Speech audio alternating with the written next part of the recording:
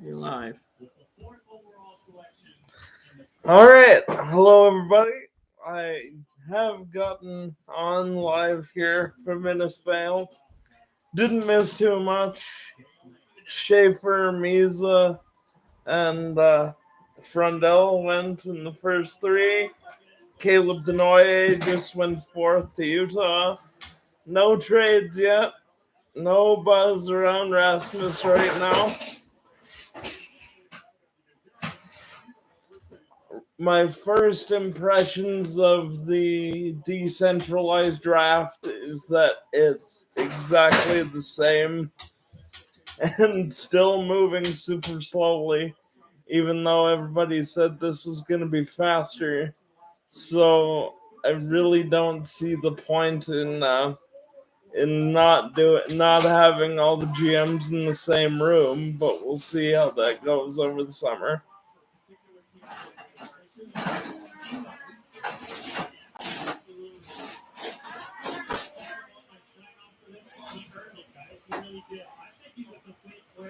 He's got exceptional offensive instincts. Work off the half wall. He sees the full width of the ice. He makes people better around him. Why? Because he attracts checks. It's taking so long for everybody to walk up to the stage, and then they have to do an interview with the team's war room. This is the least efficient format for an efficient format I think I've ever seen.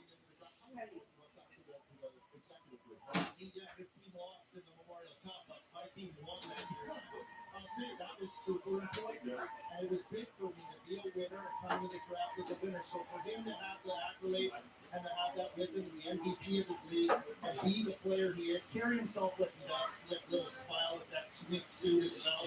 He's going to be bringing a lot of swagger as well to Utah. I mean, all that stuff is super important. So very impressive pick here by Utah. So, Brooks, you remember the interview? He walks into the room. Hey, watch him in the NHL season. See you later. That's what he does, and he's going to help you talk to the same thing. And hats off to the Q as well. They didn't come first round pick in the last two drafts. Things are heating up. I don't imagine that's the last thing we're going to hear from the Q getting selected tonight. Caleb Denoye about to meet his management team. You mentioned Bill Armstrong, and boy, they're ready. There's so many assets. I would suspect the first chance we're actually going to see of the Flames trading up for a pick is going to be either at 7 with Boston or 9 with Buffalo. It sounds like Ras doesn't want to go to Buffalo, though, so it might be 7 or then 14 with Columbus. We'll see how it goes, I guess. Bring me Ben Kindle, by the way. I've been saying it over and over and over again. He's somehow dropped to the point where he's now potentially going to be available at 32. And I don't understand that. But I would love if we got him whatever pick we got him at. So bring me Ben Kindle at some point.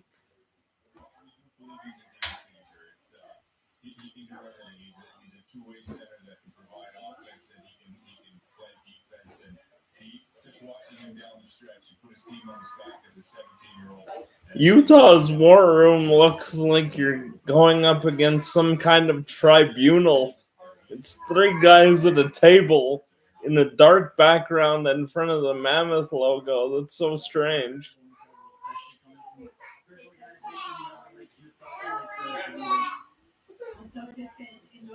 Congratulations, everybody. Caleb Denoye. Thank you.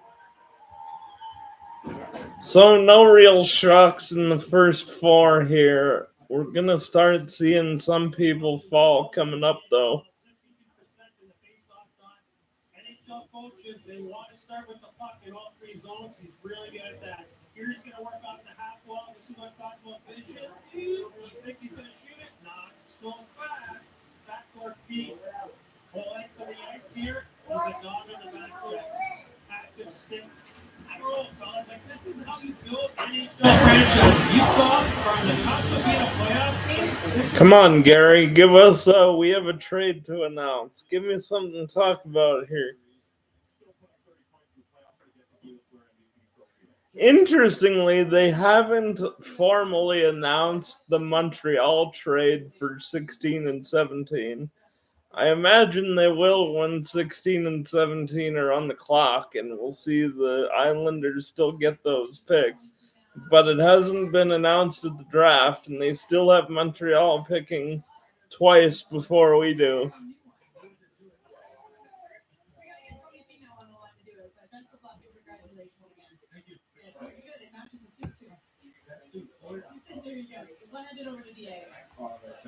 Checking X for rumors.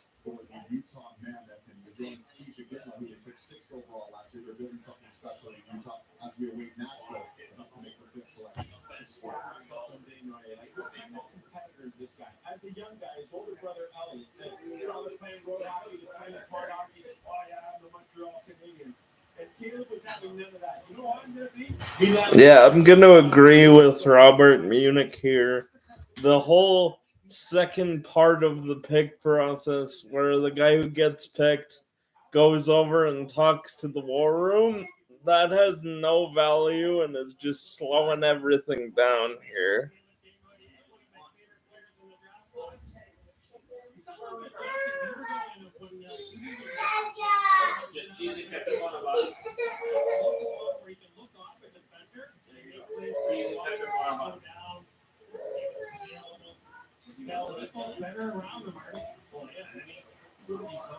Look at this production from him. Also, there's a drop eligible player on that list. Incredible. Brooks, you can wipe the slobber away from the ball. This is your guy. He's gone down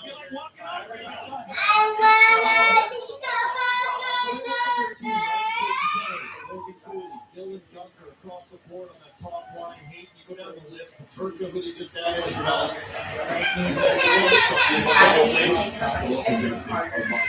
Slotted all these picks that they've traded.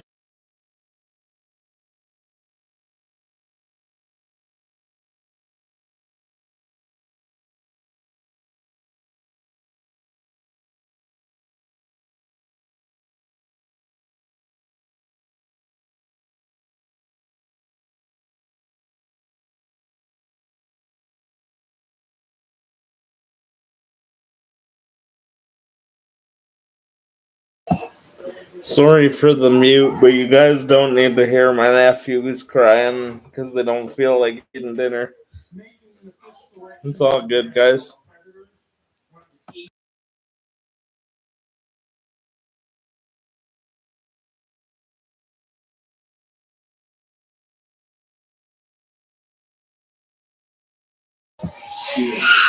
I'm honored to be here for the Nashville Predators first selection. Shea Weber picking for Nashville at 5. This will start the beginning for himself. There's a journey ahead of you, and I wish you guys all the best of luck. I'll say hi to all the fans at Bridgestone. I know you guys probably aren't having any fun. Miss you guys. What a place to play. With that, with the fifth overall selection, the Nashville Predators in the 2025 NHL entry draft select the St. Marie Greyhounds, Brady Martin. Ooh, that's interesting. Brady Martin, I saw going to Boston or to Buffalo. The fact he's gone all the way up at 5 is a little bit interesting. This guy is sort of a Sam Bennett light from everything we've been hearing about him. Bit of a high pick there for Brady. We'll see how that turns out for Nashville, but he does fit their brand, I suppose. Every bit of this moment, Brady, your story is what our game is all about. Congratulations. Is Brady not there? Is he not at the draft because he's on the farm? That's very interesting that he's choring instead of being at the draft. I mean, that is really cool, though, that they got a bunch of lawn chairs and a screen on a tractor to watch the draft for Brady Martin. I think I'd have all my folks in LA, to be honest with you, but that's really cool.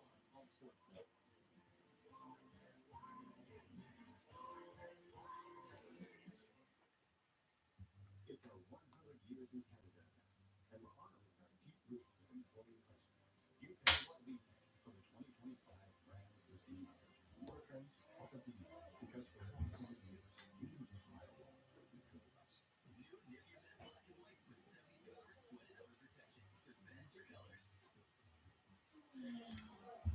This shiny ultra soft smooth tear has really edges. It's here so much better. Starting to get carried away. Yeah, not a lot of love online for this draft format, and I got to agree. But I don't think we should be bearing it quite as hard as everybody is. It's basically the same format, except we don't have all the teams' tables on the event level.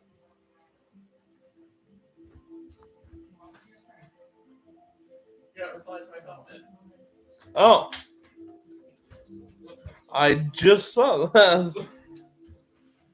Yeah, we have our first comment for today, and it's from the guy who was kind enough to help me set up the stream here. So, thanks, buddy. Anytime. Do you want food or do you want to wait till after? Food's fine. Okay. Do you want cheese on your chicken burger? Yes, please. And any sauces? What do you got? Ketchup, mustard, barbecue sauce, mayo, ranch. I'll take barbecue sauce, please. Potato cups? Yes. Ketchup for your tater cups? Yes. On the side or on top? On side. Brady Martin's back on the farm with his family. What are they getting, Boots? 6 for Philly. Probably Martone, but we haven't seen McQueen yet.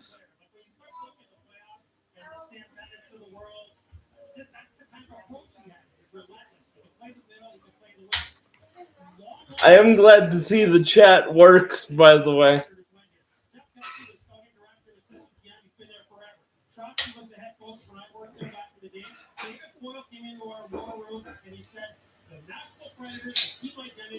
We are going to be relentless in the group. When you're drafting players, we want to be relentless. We want to be a hard of every single night. Maybe they got away from that for a little bit, Army, but with this pick right here, they're back on it. Yeah, pretty impressive player. And you're talking to a guy from Saskatchewan. Oh, Flyers very quick, picking at 6. Porter Martone.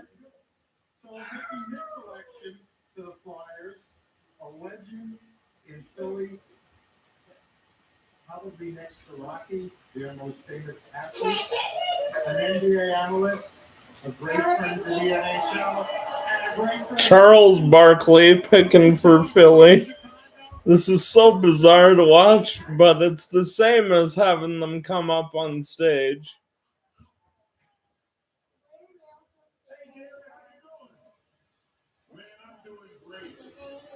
I'm doing great. Thanks for having me tonight.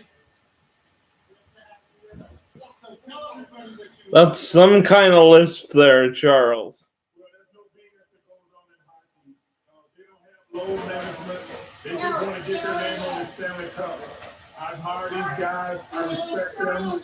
They just want to win the Stanley Cup. At the end of the day, that's all sports to be. We are all trying to win the championship. If you give it your best, that's all you can do. That's why I love the hockey.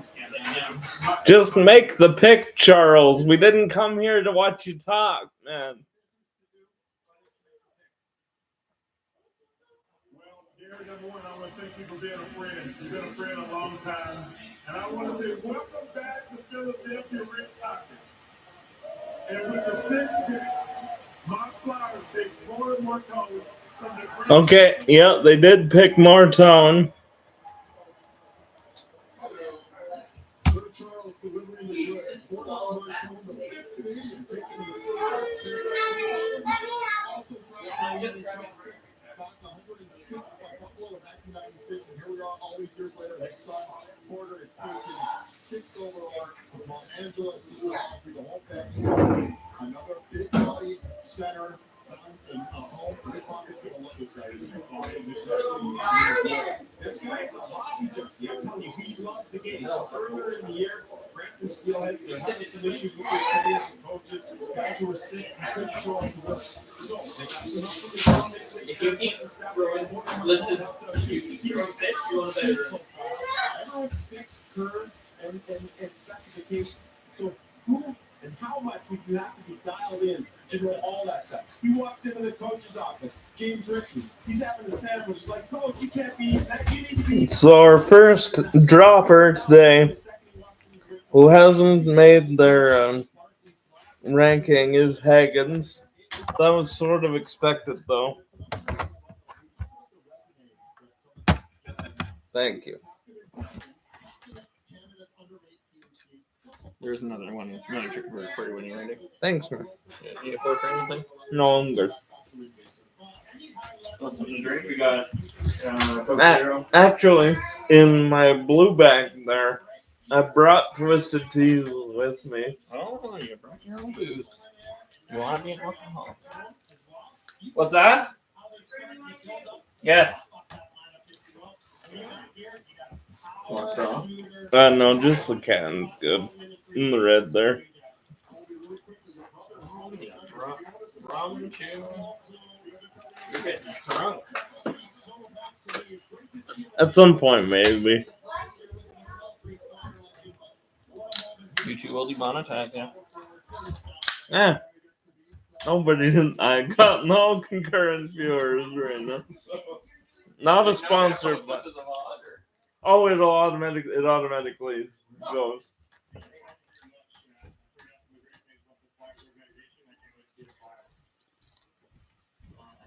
Not sponsored, just love Twisted Tea.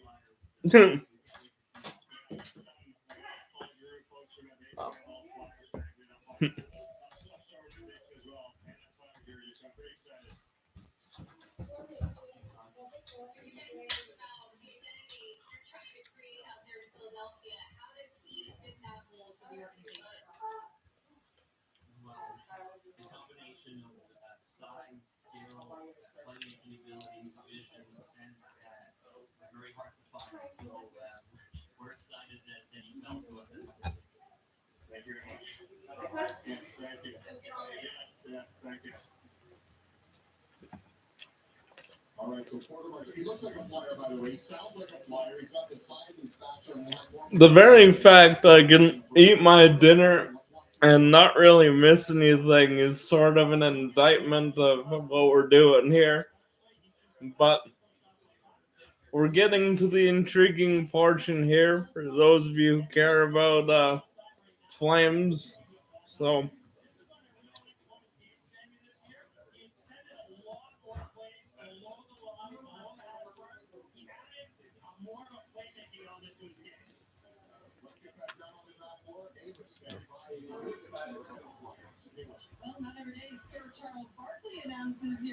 all right, did we trade rest of Boston for 7? We'll see. I'm thinking they probably just picked Jake O'Brien here. Or Roger McQueen.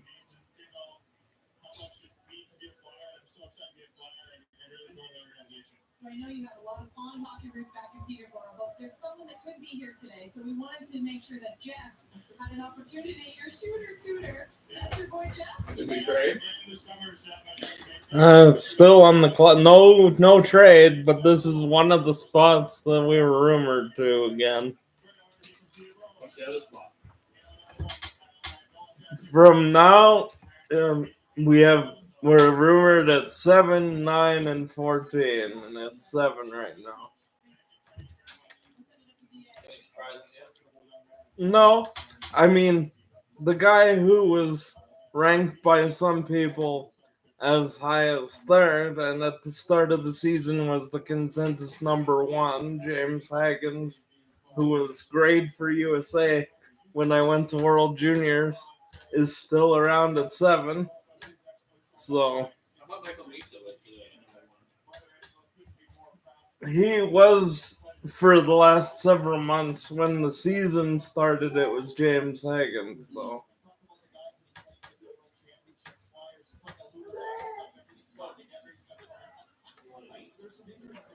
Forster went out injured. Cohen got in. We can really use Forster. Like, you're in the right because of him being injured, but you got to love this right now. To your point, the ultimate team guy, sharpening schemes, doing it all. Good fit and a nice little banner. We put on the Flyers logo and jersey. Flyer, that one. The more hard outs you get, like when you go around these skill guys, like that is a hard out, but he's a small that's not fair. So it's really hard to play. You get a little bit bigger and you get more hard out with skill. Flyers got their backs up the block. This is a bit of a surprise. You're not taking the top 10 very often. In fact, this is the first top 10 pick. Kentucky Hamilton back in 2011.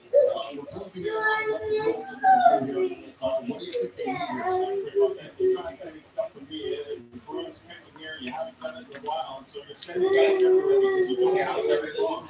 This is an organization that is trying to still understand and respect that they're still right there in terms of competing and contending for a playoff spot. We're ready to see what the Boston Bruins are going to do again. For Don Sweeney and the gang, and Don Sweeney's the fourth longest tenure in the NHL, GM in the NHL. This is rarefied air for them picking so high up. We'll see what they do with the seventh overall pick with Triple with this year. Gary Bettman.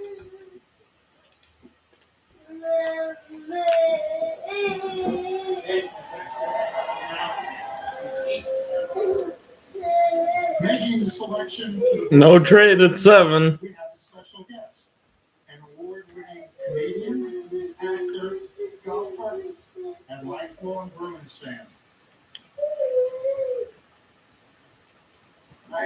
We got Adam Sandler as Happy Gilmore making the pick for the Bruins.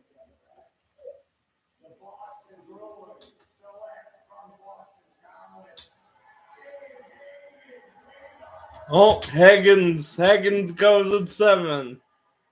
Jake O'Brien and McQueen still dropping.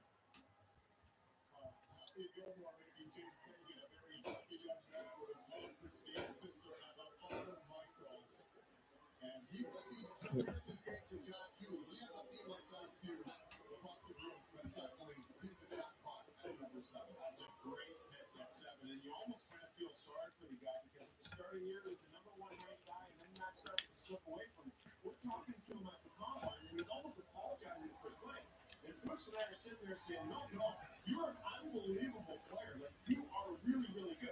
I think the issue for him was, went per game in college this year. You go back to celebrating last year, 32 goals, 64 points. Wins the Homie is the youngest guy to do it. So automatically, when you look at O'Brien might be waiting a while. I think Seattle's going to take a D next. this guy's unbelievable. He's at all the international marks. World Juniors drafted top line. Gabe Perreault, he's having a great time right now watching this guy get drafted. So too is Ryan Leonard. Both of these guys make their NHL debuts, and then James will make his NHL debut this year. I'm going to keep this really short. Everybody was talking about Gabe Perreault and Ryan Leonard, the wingers on James Higgins' line, and how great they were, and they are fantastic players. This kid here, he drove play in the middle of the ice. Yeah, we might see Reed or Aitchison at any point now. He's going to be highly motivated, Army, and he's going to be a difference maker for the Bruins. Yeah, I think a pressure pick too for the Bruins, right? And they get a speedy, skilled, hockey IQ type player. I got to see him play a few years ago at the U.S. Fall Classic that was held in Pittsburgh, and not quite on the radar yet. But man, as soon as I saw him, like, oh my goodness, like this, a difference maker with everything. The puck goes through him all the time. He makes things happen. And he's going to do that as a Boston. But I got to imagine with all the turmoil and the craziness in Boston over the last few years, the fans will be happy with a player like this. Boston college guy, yes, to Boston. So it's important, I think, when you have all your executives and all your people, and probably your coaches at some point, with the opportunity to go and look at this player. And now we get the chance to meet Don Sweeney and the management team. Well, it's a tough act to follow when Happy Gilmore welcomes your player to the organization, but why don't you guys say hello to James Higgins? Thank you for taking it. I think we might have some technical difficulties. Bruins are on mute for their interview with the player. Know what your NHL Yet another reason these interviews got to stop. What is this organization and this fan base getting in you? Just hard work, soul and body on the line. I love the way. I'm really glad that it was. Well, they might not be able to hear you right now. Why don't you give them a wave and a thank you one more time? Thank you. Thank you so much. Congratulations.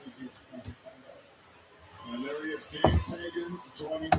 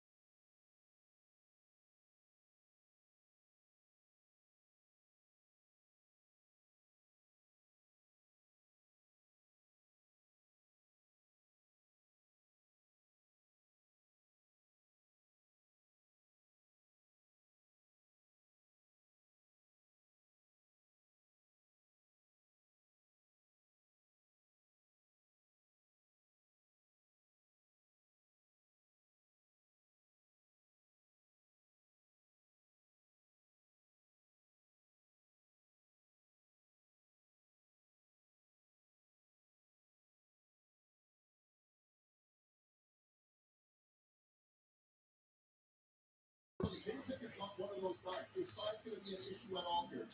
No, not for me, not at all. The difference here when you're splitting hairs is that Higgins plays even strength and on the power play. I was at this game at Michigan State. I had to go home and cut that. He looked off the man and played in the vaccine. He can attack off the rush. A lot of the stuff here is redundant when I'm talking about it, but he's really hard to get to kind of square up on. He's wiry, and he's thinking, and he's out for charming. So he's always out front of you with the stick, and it's fun to watch. He's super aware. You see, on all those highlights, head is up. And he's ready. Merca Reed here for Seattle. I don't see them taking it forward with a whole bunch like Shane Wright coming out.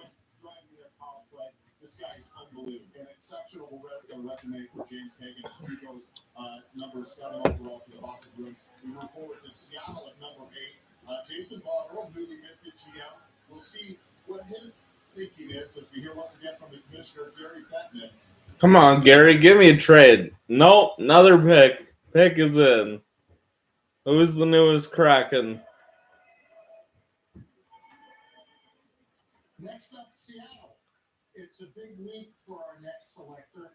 His movie F1 is in theaters everywhere. I'm hoping at some point I can persuade him to make a movie. But for now, please welcome Jerry Bruckheimer to make the Jerry Bruckheimer is picking for Seattle, the director.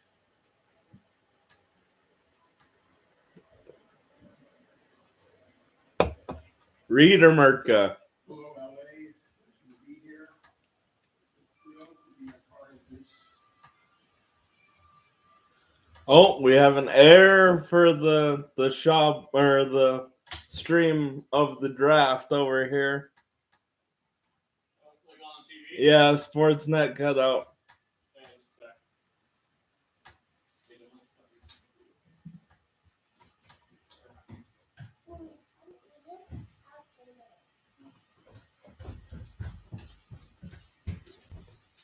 What did you do? I just sat here talking into your laptop, bud.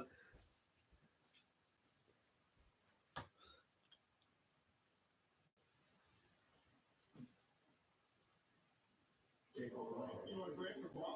you're gonna be pissed if Flames traded. Yeah, that would be the time it would happen. We flip on and it's not Seattle going on. But no, they took a forward. They took Jake O'Brien. Interesting. I'm a little bit shocked by that. All the mocks had these guys taking a D. Shows how much we can all take from mock drafts, right? That scares me a little for when the Flames get up.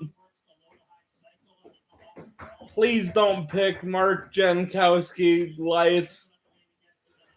I'm very afraid that you're going to go off the board, Craig. Please don't do that.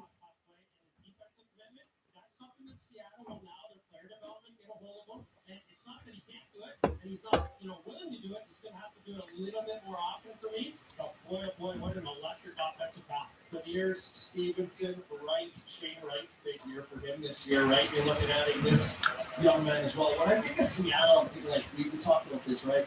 Yesterday, we were just, what's Seattle? What's their identity? What are they going to do? Will this guy provide some of that with his play as well? And not only his skill? Yes, and they do Burakovsky out. This is that type of player that's going to be a distraction for opponents. Seattle is drafted first. All right, we're officially halfway to the Flames, and it's 6:15. So the Flames will be picking at about 8 o'clock tonight. Way to go, Sportsnet. This draft format is really blowing me away. Well, I shouldn't say Sportsnet. This is the league. But yeah, this we gotta be able to make this go faster. We can for sure cut these interviews, like for sure.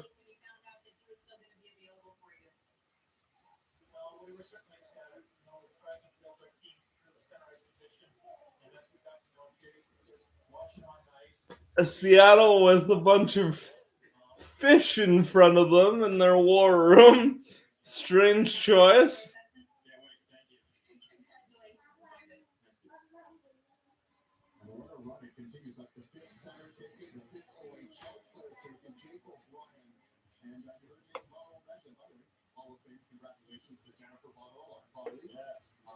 We might lose Cole Reshny in this run of centers here.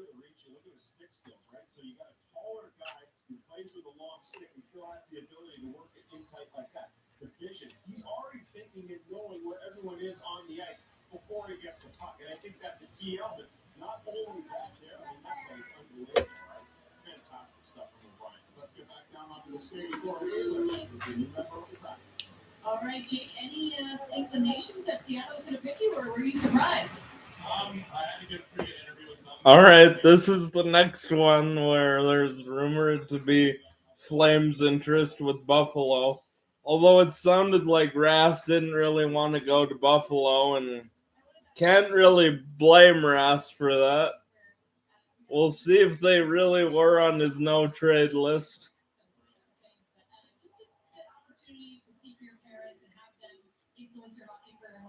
I'm shocked to see no trades at all. This always seems to be the way it is. Like, there's a rumor of all this movement, and then none of it happens, or it happens on day 2. Not gonna be streaming for 7 hours on day 2. You're only getting me for round 1, so hopefully some kind of drama happens tonight.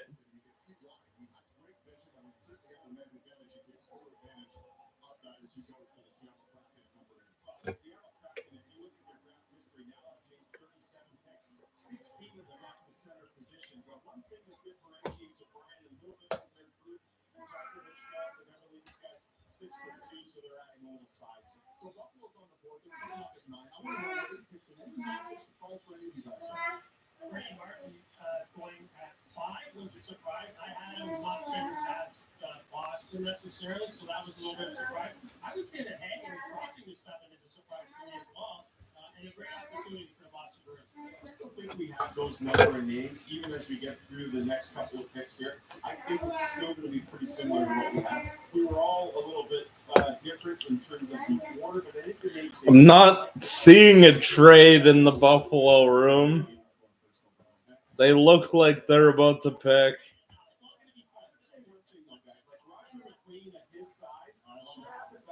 issues, and clearly with a couple of teams that have had multiple picks so far have stayed away from him, and that is a little bit concerning. Oh, we have movement in the Buffalo room. Though, let's see if they're just calling. Yeah, they might be just going to their interview room.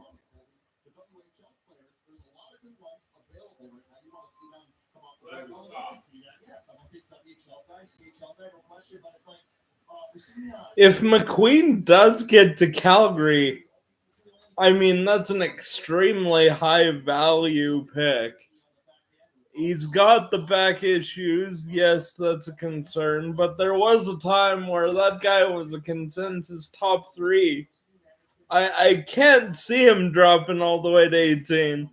But if he were to drop all the way to 18, I almost think you got to take the chance on it, right?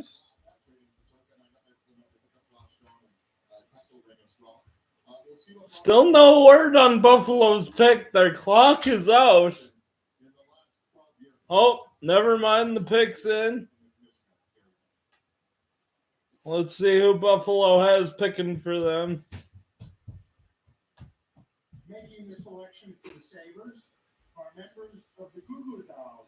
Goo Goo Dolls are picking for Buffalo. They've been nominated for Grammy Interesting. Awards, and tonight, Goo Goo Dolls members Johnny Resnick and Robin K-Cat are on the record with the ninth pick.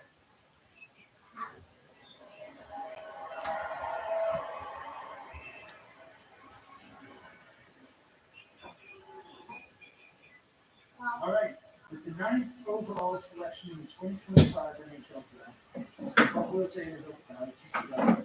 The Seattle Thunderbirds, Vladimir Murtka. Murtka, I thought he might go to Seattle. No, he goes to Buffalo at 9. This guy's a really, really skilled defenseman out of Thunderbirds.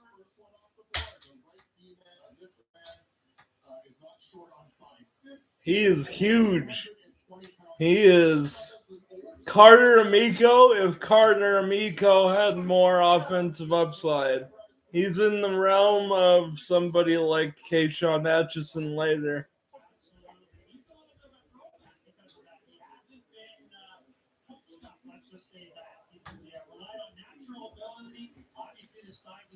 He's a little bit raw, according to most people. But with that frame, it's going to work as long as he can skate.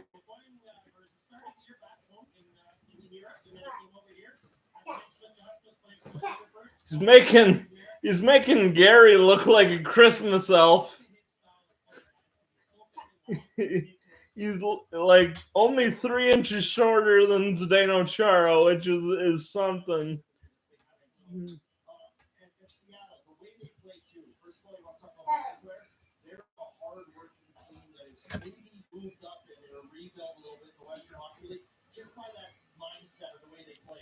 Last pick of the top 10 coming up.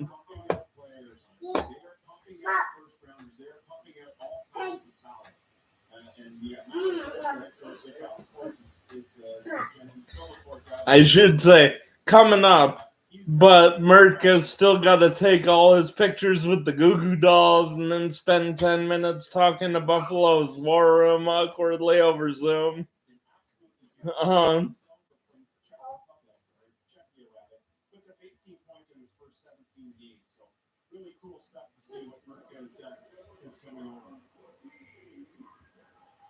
And he's just towering over the Goo Goo Dolls. He's towering over. And let's hear what he has to say to Kevin Allen. I'd like to say hello to Ricky, the newest member of the Buffalo Sabres. Nice to see you guys. Dean, congratulations. Welcome to the Buffalo Sabres. We're thrilled to have you, and I'm here with the head coach, Lindy Ruff, owner Terry Pagula, and assistant general manager. Yeah, so that room the entire Buffalo table went to was their interview room. Although it's literally just them in front of a door with the Buffalo logo. I kind of clowned on a couple of these, but at least they were creative. Buffalo's just sort of the standard.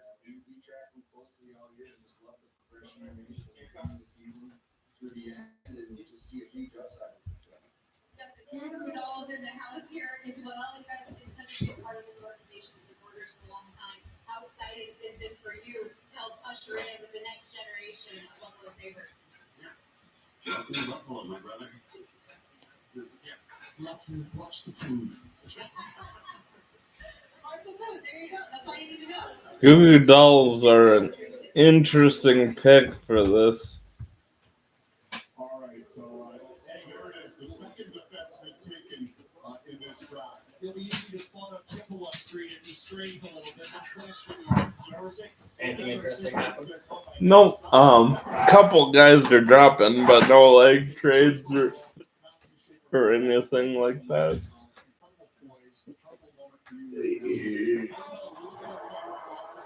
And we're not rumored to be attached to anybody for 3 or 4 more picks again.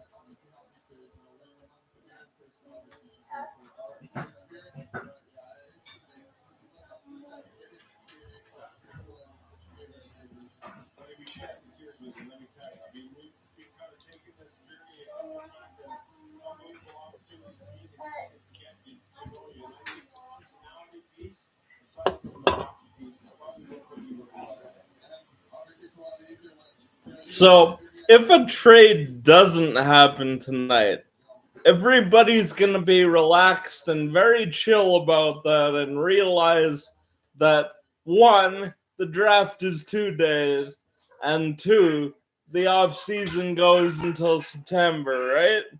Everybody's not going to freak out if we don't make a trade on draft day 1. No, everybody's going to freak out. That's what I thought. Hopefully a trade does happen tonight, so that we don't have a bunch of guys tweeting that Conroy should be fired when he's got till September to make the team. But we'll see how that goes.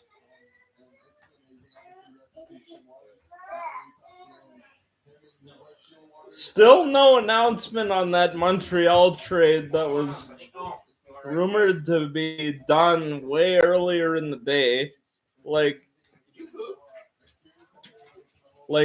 16 and 17 were supposed to be gone like early this afternoon, and they still haven't announced it. They'll announce it when we get to 16 and 17.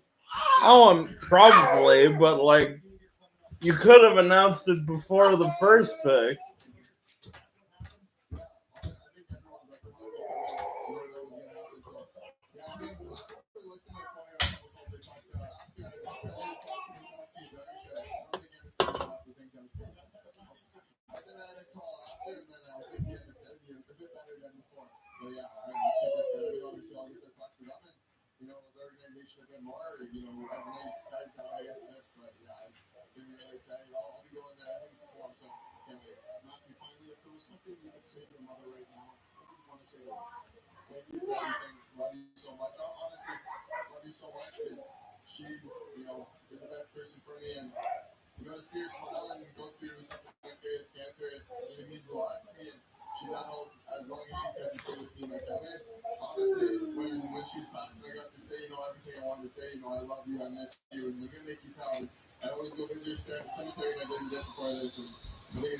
Still no Cameron Reid. I thought he might go to Seattle. Let's see how that goes. For centers for Calgary, we still have McQueen, Reshny, Kindle, if you count him as a center, Coots, Potter. Anaheim's pick is in, and they got a Mighty Duck doing the draft. Like from the Disney movie.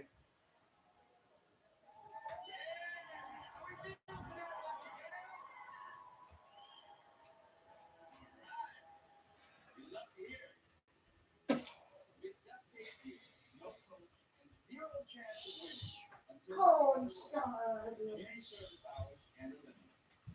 I feel like we're talking about 3 years ago, Disney made a movie about a scrappy Kiwi hockey team from District 5. And then Yeah, we all know what the Mighty Ducks movies are about. You don't have to explain that. special class.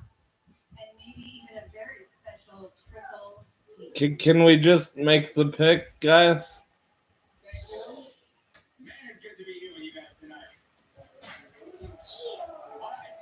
Let's do this.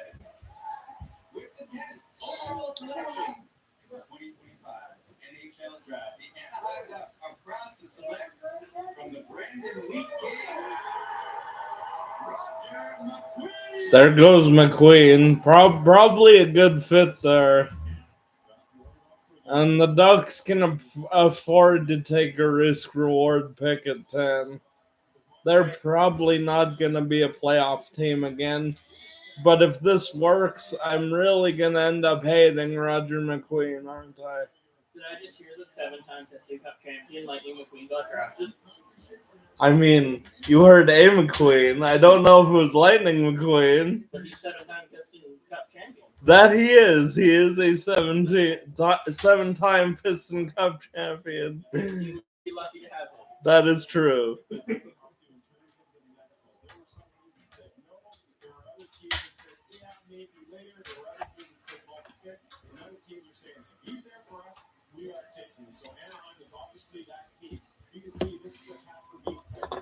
High risk, high reward here on McQueen.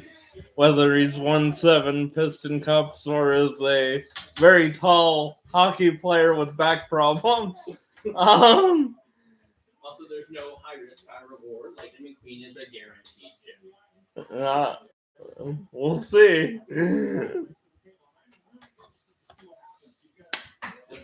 He also has a back problem. That's just because he's old. Wow. He's not as old as his mentor from like Radiator Springs or whatever it was, right? No. He's not young. No, that's true. I mean, now he's about the same age. Yeah. Oh, that was his name, right? Yeah. I mean, once you've done 3 documentaries for Pixar, you're gonna be up in years I now. mean, he won his first Piston Cup 19 years ago. Yeah. I gotta wonder how this is gonna go over in the VOD when we're talking about cars. You're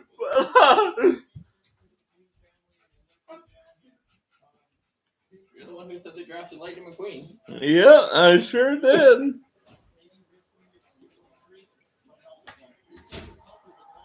Goodbye.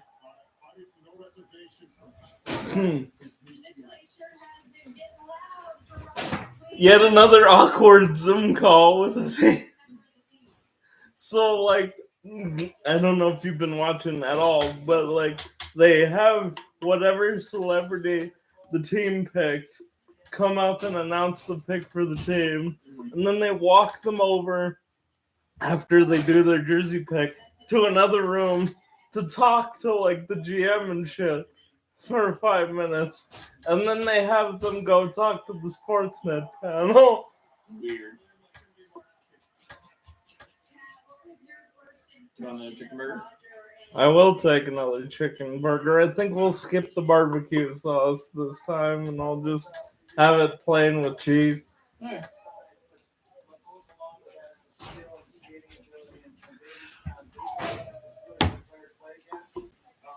Reminds me to see Jumbo Joe got into the Hall of Fame. Yeah, I was surprised Price didn't. He will. When you think about it, he retired at like 31. Yeah, that's true. And it was his first time at it. He'll be fine. He'll get in.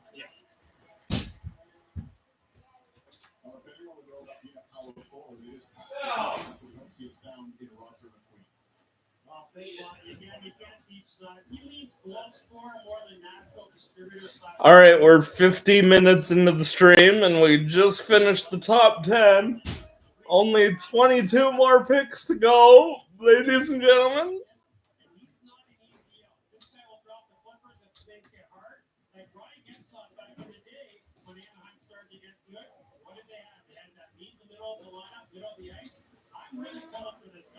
he worked so hard to get ready in his draft year, and then was set back by injury. You know he was stressed, right? But he tested at the conference, being there 100% healthy. 11, we got Pittsburgh. They gotta be open to moving some guys. They're in the tank bowl, according to everybody. Lots of rumors that Crosby might be going somewhere as well, although I don't see that. He just re-signed for his favorite number. He's not going anywhere. No, that was Tavares that signed today. Crosby signed at the beginning of the season for 8.7 for 2 years. That's correct, but a lot of rumors going around that he wants to play for a winner. To me, he's one of those guys like Lemieux who would rather retire as a Penguin. He's won his cups. Yeah. So. We definitely had won a cup.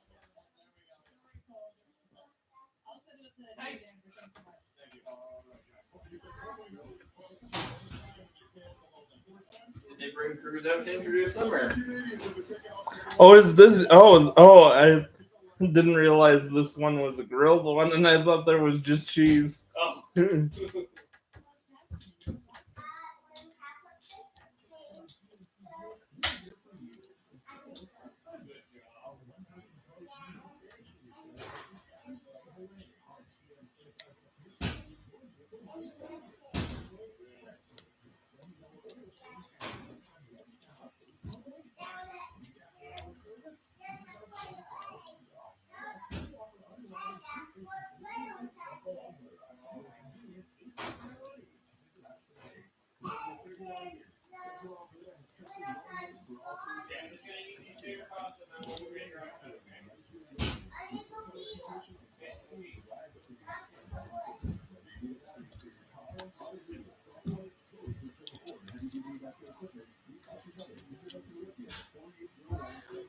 Still, Reshny, Potter, Kindle, Atchison, if you really like Atchison.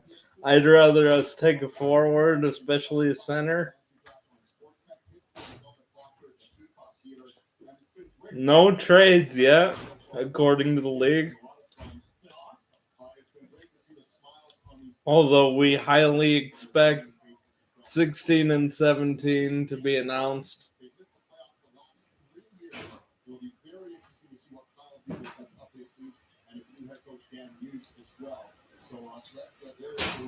Shot of the Pittsburgh room. They're not moving to a side room like Buffalo.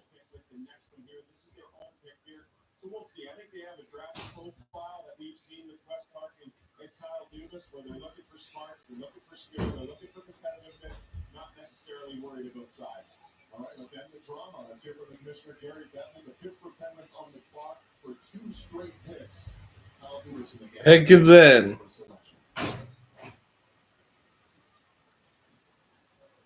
First of 2 for Pitt.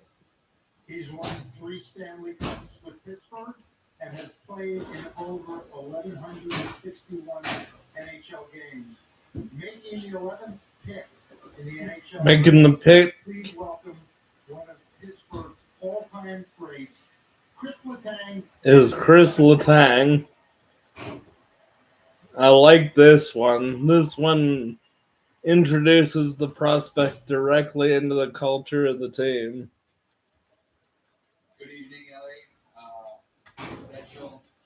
Never had a chance to be drafted, so I guess the Penguins sent me here to announce it, and it's a great experience for my son. So, without further ado, the Pittsburgh Penguins are proud to select From the Calgary Hitmen, Benjamin Kindle. You took Ben Kindle from me? I've been talking about this guy for 3 months at 18, and you took him at 11. Oh, I wanted Kindle so badly. I'm actually very sad. But that does leave lots of center options for us later. But man, did I want Ben Kindle. I did a whole video on Ben Kindle, and there were mocks where Kindle was going at 32 or in the second round. Clearly, Pittsburgh's very high on Kindle as I was. Oh, that feels a bit like Tej for me. Last year, I wanted this guy. Wow, okay. I'm a little shocked at that. I mean, I agree with it, but I'm a little shocked about it.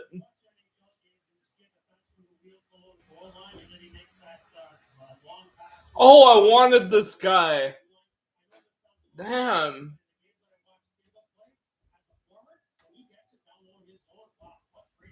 I had us picking him at 18, and he's gone at 11.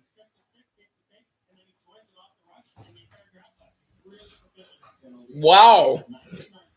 Good for Kenny, though. I have a feeling that's going to be a really good pick for Pittsburgh. Either that or I'm way off base and loving this guy. But we'll see.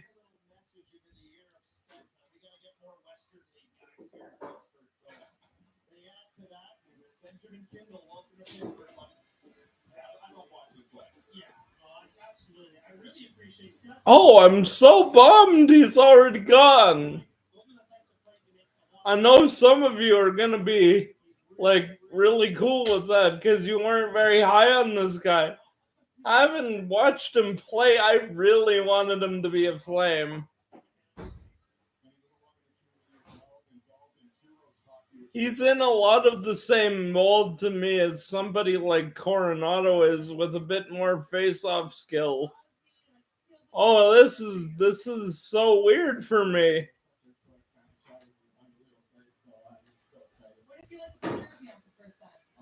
Wow, that moves my next favored pick for us is Cole Reshney then. Wow.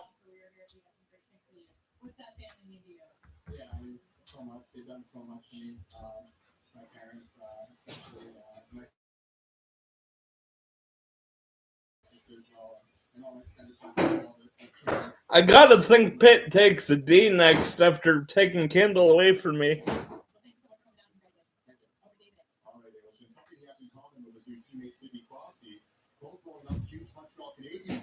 His five possession Ben Kindle is actually a seat for the former Montreal Forum.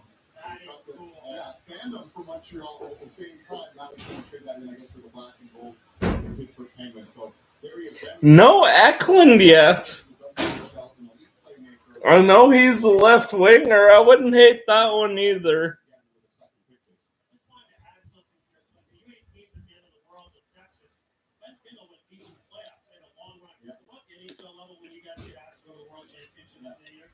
Pitt's up again for number 12. If it were me, I would have just kept Letang on stage. Oh, I guess they did. They were over with Gary.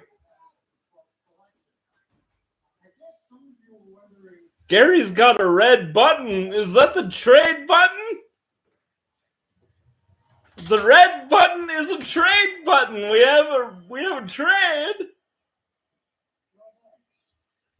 Pittsburgh Penguins trade number 12 in the 2025 NHL Draft to the Philadelphia Flyers in exchange for picks 22 and 31.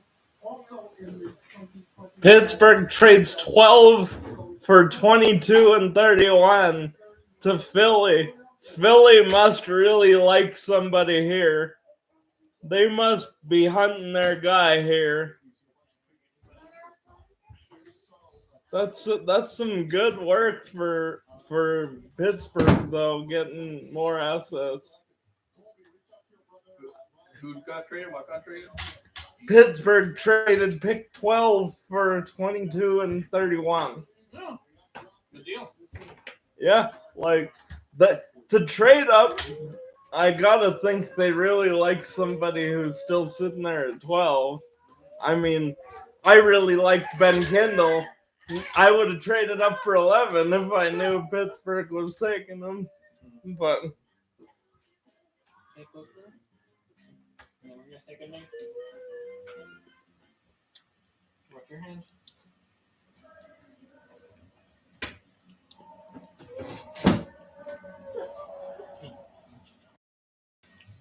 Say goodnight. good night, kid. Night, Killian. Say goodnight to the camera. Hey, buddy. You can't see him. Yeah, no. Hey, Yeah. this is my little nephew, Killian. He's just about 2. Hey, do you want to say hi to the camera too? Yeah, do you want to say hi to you too? No. Yeah, that's Okay. all right, but it's all good. I'm gonna have to mark that one in the settings later. Now the video does feature children. You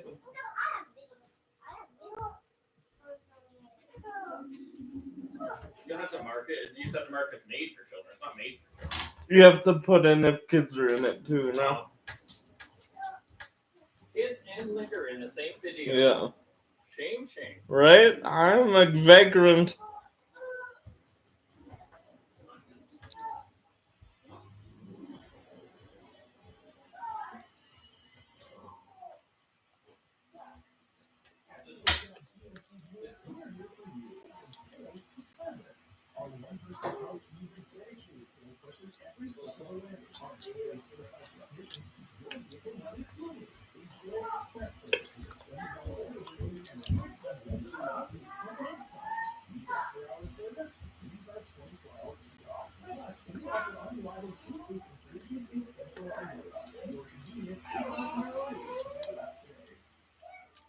All right, so we have a little bit of intrigue here. The Philadelphia Flyers, who with their 6th overall selection to Porter Martone. I gotta wonder who Philly likes so much at 12 here. Clearly, they've eyeballed someone here. They traded 2 picks, the 22nd and 31st, with Pittsburgh, their state rival pick at 12 pick. What's our anticipation? Because clearly they have someone they want. Oh yeah, they've identified somebody they like, and they've had so many picks here the last couple of years that they can afford to give up the 2 to get this one. Philly at 12.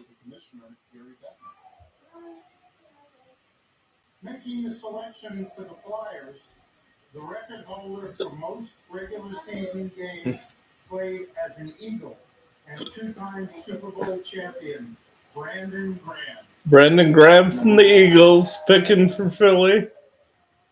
What's up, Philly? Hey, y'all.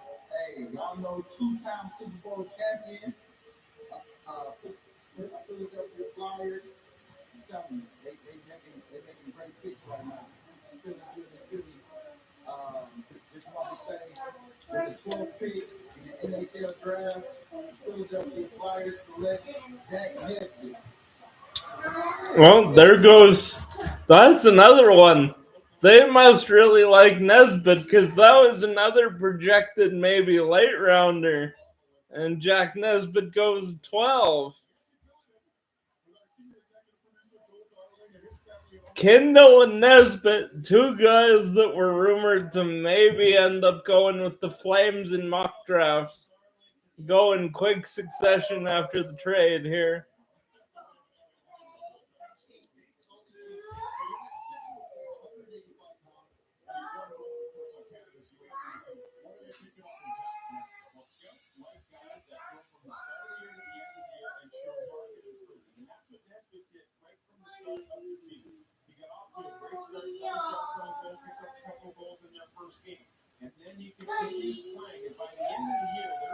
Reshny and Atchison. That's who I'm looking at 18 right now for us, and I'd much prefer Reshny.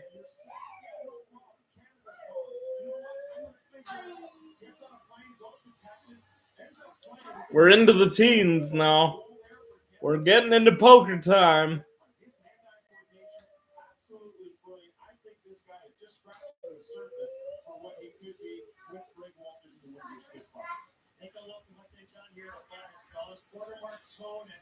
Yeah, Martone and Nesbitt, those are some solid picks for Philly.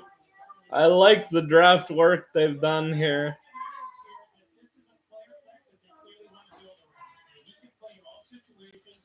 again, he's one of those guys with length, size. So his agility in small areas is just fine. It's good. And he can front checks, front people, and then net front on the power play.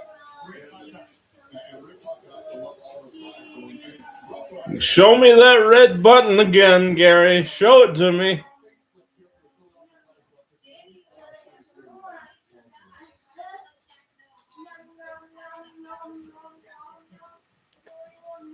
Well, this is really exciting. Welcome to the Flyers family, Jack. Sorry not to shorthand, you want everybody to know, but you were a guy all along. This is really, really exciting for us.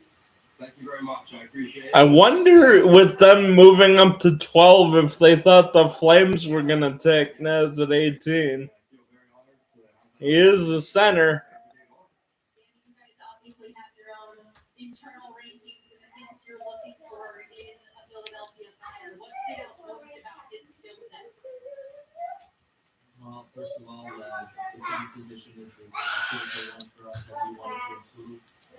So a big left shot center, the grit, combination with the skills. It's just Yet another tribunal interview with Philly just sitting in front of a wall. Man, I just... So we're fired up about it. We love the way he plays the game. Danny mentioned the grit. He's got some high-end skill to go with that, and we think he's just going to develop into an outstanding player for us. So welcome to Philadelphia, Jack. Thank you. Thank you very much. Congratulations. Thank you. So there it is, Jack Nesbitt becoming the 10th player in the CHL. Thinking in addition to the longer stream video, probably going to cut this file up if I can into shorts later. Well, when you see him come off the half wall like that, that's not an easy play when you're Just get to every pick. I mean, that's what SportsCenter and Sportsnet are going to end up doing, too.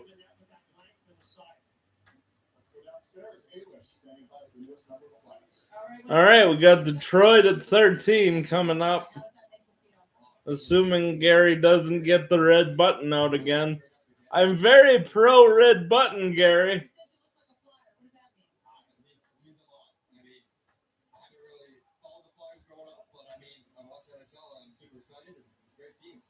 I know that your friend was watching, and I know that's a special moment for you. So we have, I know you were Habs and Red Wings, but I think he'll love the Flyers. Oh yeah, most definitely.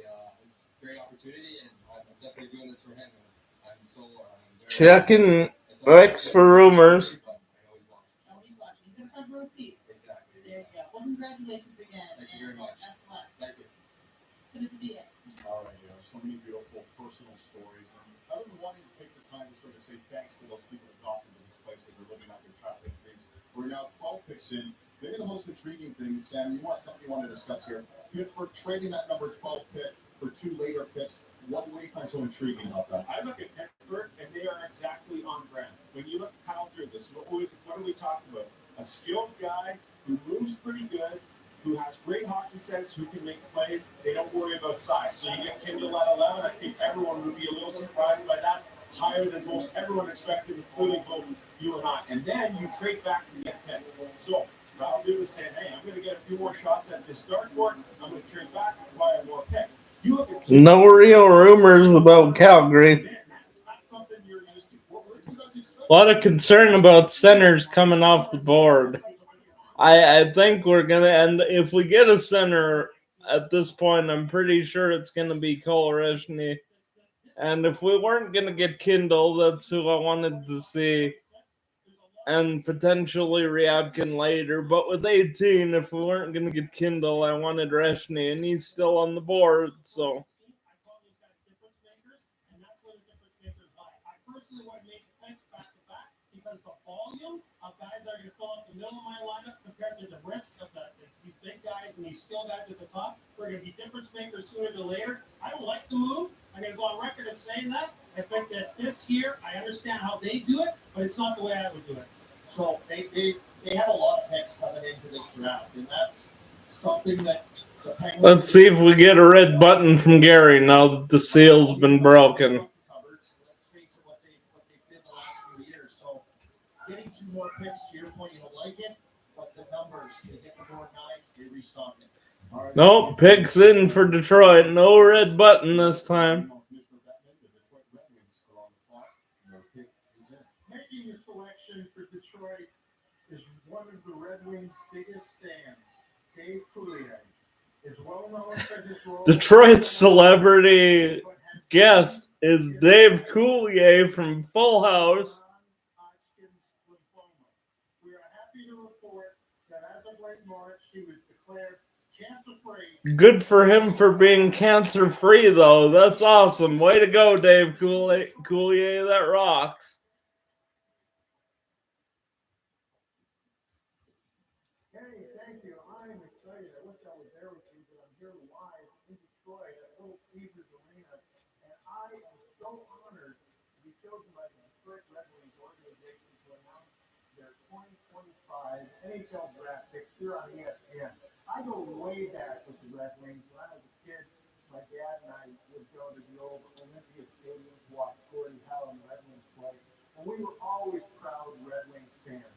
Many years later, of course, I would wear my Red Wings jersey on the TV show Full House. Well, this year we have the 13th pick, and we've had some... Liking that Centennial logo from the Wings, by the way. It's awesome. So let's hope that the number 13 brings us some great luck this season. Now, let's get down to business, and the Oscar goes to, with the 13th pick in the 2025 NHL Draft, the Detroit Red Wings are proud to select Carter Bear. Carter Bear was another one people were looking at. I wasn't super high on this guy, but I know a lot of people were. Leaves Reshny on the board, liking that. Reshny, Colin Potter, Hutchison, Ryabkin.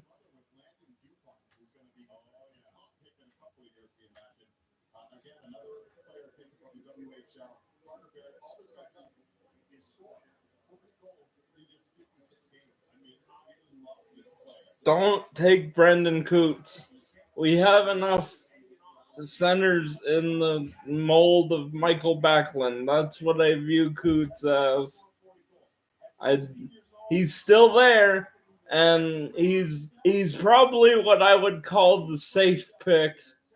I really like Reshny if we couldn't have Kindle, though.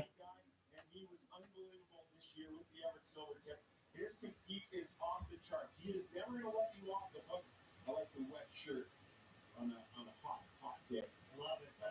How about all the vests these kids are wearing? And still no Eklund. Eklund's not a center, but he's super highly skilled. A lot of people had him as a top 10 guy, and we're up to 14 now.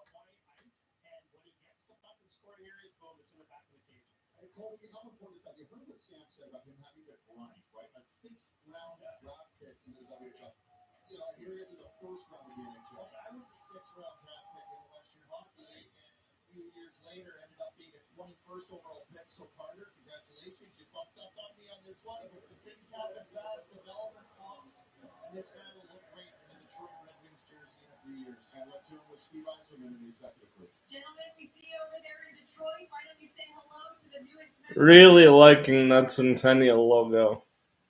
Hey Carter, Steve Eiserman and Chris Draper here. As you know, I hope you remember we got to meet you in Buffalo there a few weeks ago. Enjoying our time together. We're really looking forward to spending a lot of time together in the future. Thrilled to have you in our organization. Obviously, we love you as a hockey player. And If Eklund drops to 18 somehow, you gotta take him. You just have to. I don't think he will. I still think Reshny's the pick.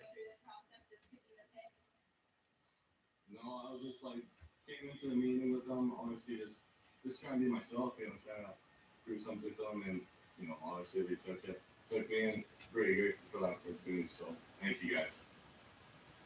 You've always had such a great eye for talent. What are some of the qualities and characteristics that really pushed him to the top of your board here? Well, he's an extremely intelligent hockey player, very competitive, and highly skilled, and obviously scored 40 goals this year. A great goal scorer. So we just think he's an excellent all-around player. From everyone we've spoken to, his former teammates, coaches, everyone thinks extremely highly of him. And we think we've found ourselves a special prospect here. Carter Bear, Detroit Red Wings, got a nice ring to it. Thank you, guys. Thank you. Thank you. And a little bit of a different script for the Red Wings, who had selected a European in the first round the last 7 years, but this time they choose out of West 14. Lots of rumbling about Columbus today with the Flames.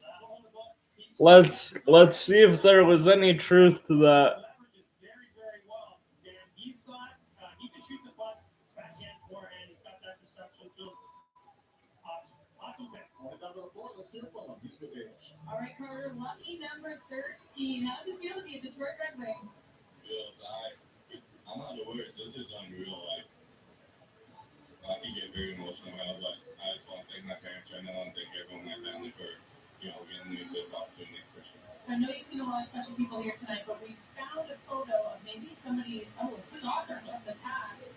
If you'd like, we could rearrange another photo. For sure. I remember that. That's funny. And you'd be wearing a much different jersey this time around. We have to show you that. And just to wish you a congratulations and all the best. Thank you. Thanks so much for coming. Thank you. Thank you so much. Oh, hey, Alex.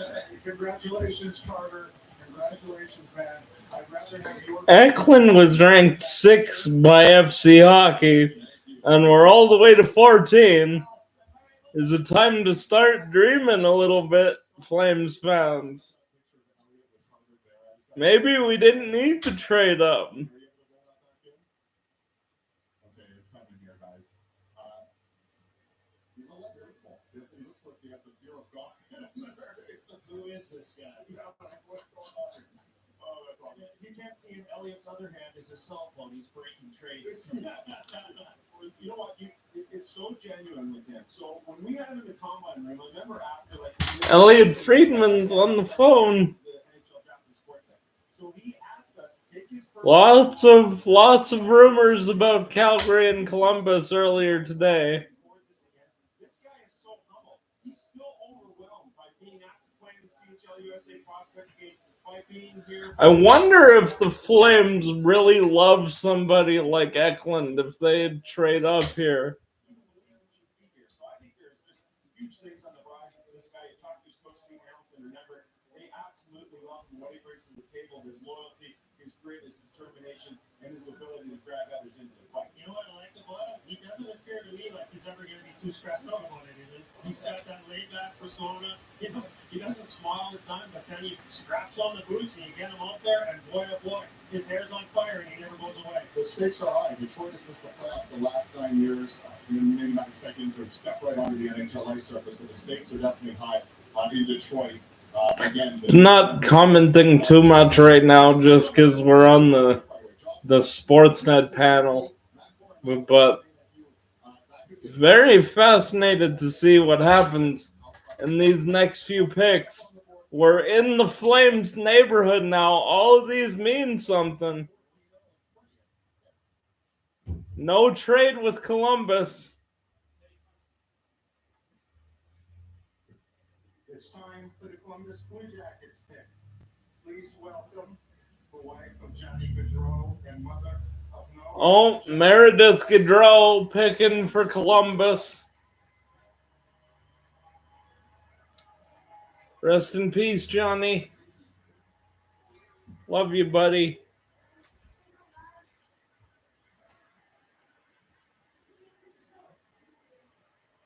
The league's been so good to this family for the last year. I know some people are getting a little sick of it, but this is just amazing. I love everything the league and the Jackets and the Flames have done for the Gaudreau family since that tragedy.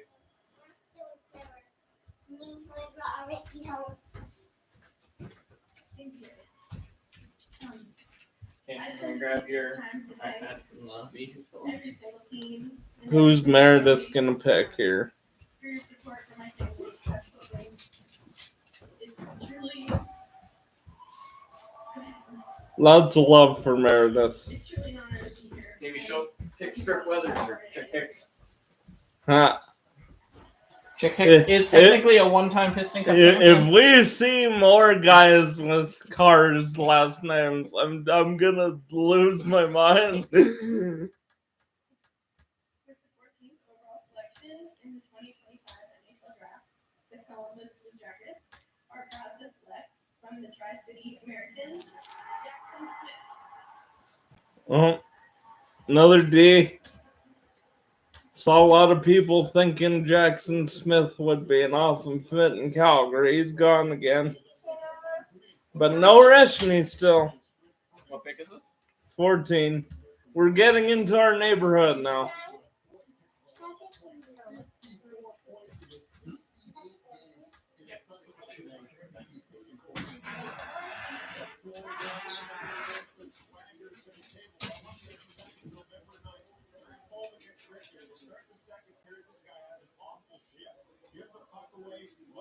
Chases the guy to the back post a little too late. Jody Hall, the coach there, says, "Hey, son, you got to sit down here. This is not your standard. If you want to be an elite player and a difference maker every shift, you cannot have shifts like that." He learned a lesson, started playing 24 minutes a game after that. This guy is an absolute minute muncher of D. I see why people love them. But I'd still rather have a center. And there's a couple there, and Eklund keeps falling. He's a left wing, but if you're getting Eklund at 18, screw positional need. Take Eklund.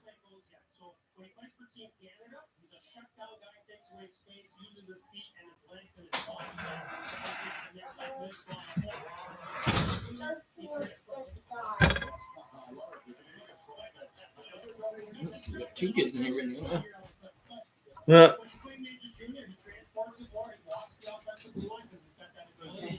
Bedtime in half an hour, okay? Not sure what it's going to be. Let's call it a 2-8 right now. But isn't it nice to know that you can play the game a variety of ways? And Matachuk there. You look at Goretzky and other guys that can play. Out of the highly rated guys left, just don't take Braden Coots. I love them on my NHL franchise, but we got enough Michael Backlunds.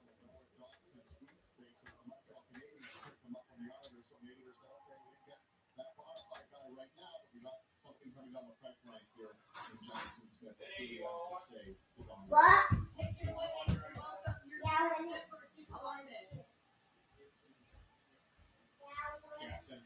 Welcome to Columbus. We're very proud and very pleased to be able to draft you. We're excited to make you part of the organization and look forward to the future. Thank you so much. This is incredible. Can't thank you guys enough. As a team, Columbus took such a step forward this year. How do you see Jackson fitting in the momentum of everything you guys are building as an organization right now? Well, what we really like, he's one of the best skaters in the draft, and he can transport the puck, get you out of trouble real easy, and you need puck moving defensemen in this game today. The game's playing very fast, and we're just very fortunate to be able to add a guy like Jackson to our lineup. Add Jackson to the lineup and having somebody like Meredith here, the response was overwhelming out there. The connection that you have, bringing Johnny as a part of this organization still to this day. What does it mean to you to be here today and have that moment? Oh, thank you. My greatest honor is representing him, so just really happy to be here. And you do it so well. Congratulations. Thank you for being here. Welcome to Columbus. Thank you. Thank you so much. So there it is, a champion swimmer. He says that actually helps him with stamina on the ice, and we see it case in point here. Yeah, it's strength. So here he is representing Team Canada. This is what I'm talking about with his length, and he gets in that lane there, takes away some time and space. So here's another one. Watch his footwork, guys, for a guy. He's 6'4". Let's not forget that. He's hard to knock or shoot a puck around. There's no question. But here's what we're talking about as well. When he starts to off the puck, make the rush up the middle ski, it's like they slept on him for a second and he blew by everybody. So here's another one I say, Sandy, when you watch his face. So A game, B game, there's a lot to like. What a fantastic hit by the Columbus Blue Jacket, 6'4". He's going to be A lot of people had Vancouver taking Coots in the mock drafts. So far, the mock drafts have been a little bit crazy after the top 6 or 7 here. So, I mean, somebody's got to take Victor Eklund. He was top 10, if not a top 5 guy. And it's almost 18.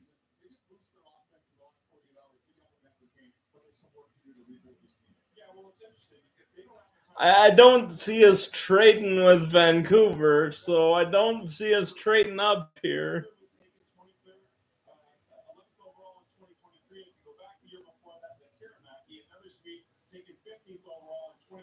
So they've just had one second-round pick in the last 5 years, none in the last 3.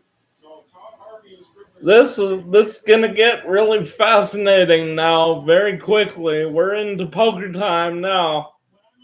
Any of these guys could be Flames.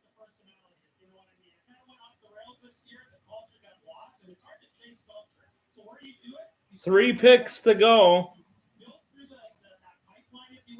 I'm starting to get a bit of a heartbeat going. There are people on the board that I did not think would be on the board.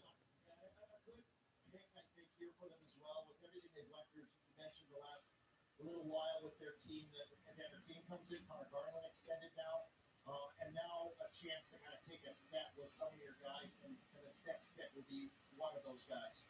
And don't sleep on the 15th overall pick. Look at some of the studs that have come from the 15th spot. Captains, goal scorers, winners, leaders, legends. Al McInnes was the 15th overall pick. Noted Flame. He might have a banner in the building.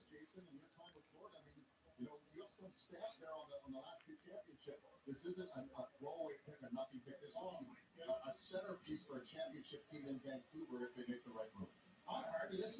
This is getting really hairy here. I'm very excited. I was bummed very much after Kindle went at 11. But my goodness. Who are real fine directors, they do their due diligence. They think deeper than anybody else to make it right. And congratulations as well to Manny Malhotra and Abbotsford winning the Calder Cup just 4 days ago. So some good talent coming up. Oh, no trade from Vancouver. They're picking. Making the pick for Vancouver, a member of the Triple Gold Club, strong on his skates, two-way winger, Mikhail Samuelson. Vancouver's guest is Mikhail Samuelson. A little bit lower profile than some of the other ones. Let's see if the pick is. I wonder if they're taking Eklund. I mean, it would fit with Samuelson up there.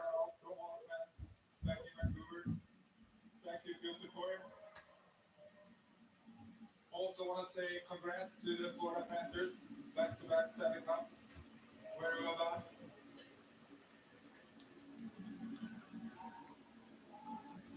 Don't say Deer Garden. With the 15th selection in the 2025 NHL Draft, the Vancouver Canucks are proud to select from the Seattle Family Birds, Braden Coates. Yeah, they took Braden Coots. Thank you, Vancouver. That's the one I didn't want. Is Victor Eklund actually about to fall to the Flames? Are you serious?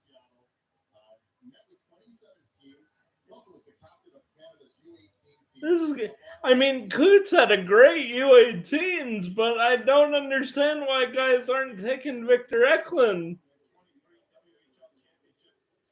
This is nutso at this point.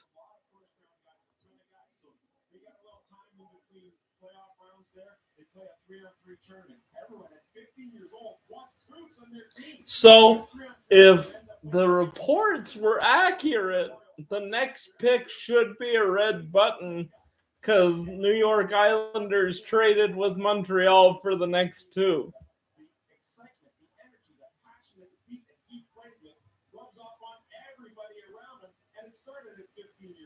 Well done, Todd Hardy. Well done. this is going to be one of the best picks in the middle of this draft and potentially in the first round of this draft class. He's not going to be a Misa. He's not going to be a Crondell. Well, you know what he's going to do? He's going to drive the bus for this franchise going forward. And when they get into Stanley Cup winning contention, and I know they're trying to get there right now, but in a couple of years when they're there with the youngsters that they got coming through, this kid here, he's going to be the future captain of Vancouver Canucks. This is an awesome pick. Were you captain, by the way, when you did the Yeah, I was for a short time. I gave it up, let's just say. Someone gets sick. I just felt another guy was forced suited the situation. He's the youngest captain in the WHL, so to bestow that on a draft eligible player, you don't see that too frequently. It speaks volumes to who he is. Amazing. And another, you know, think about the identity of Seattle. We're talking Merca pick, the way they play, hard-nosed style. Like, this guy is the way they play. And young leader, and you're quite a great pick, Seattle, another first-round pick. Jim Rutherford, Patrick out being very pleased with the selection. Let's hear what they have to say with Coots. Vancouver, we see you out there. We see those big smiles about drafting this guy, Brandon Coots. Why don't you say hello? Hello, Brandon. Welcome back to the right side of the border again. Thank you. I'm so thankful for this. I'm so excited. Vancouver fans sending this player.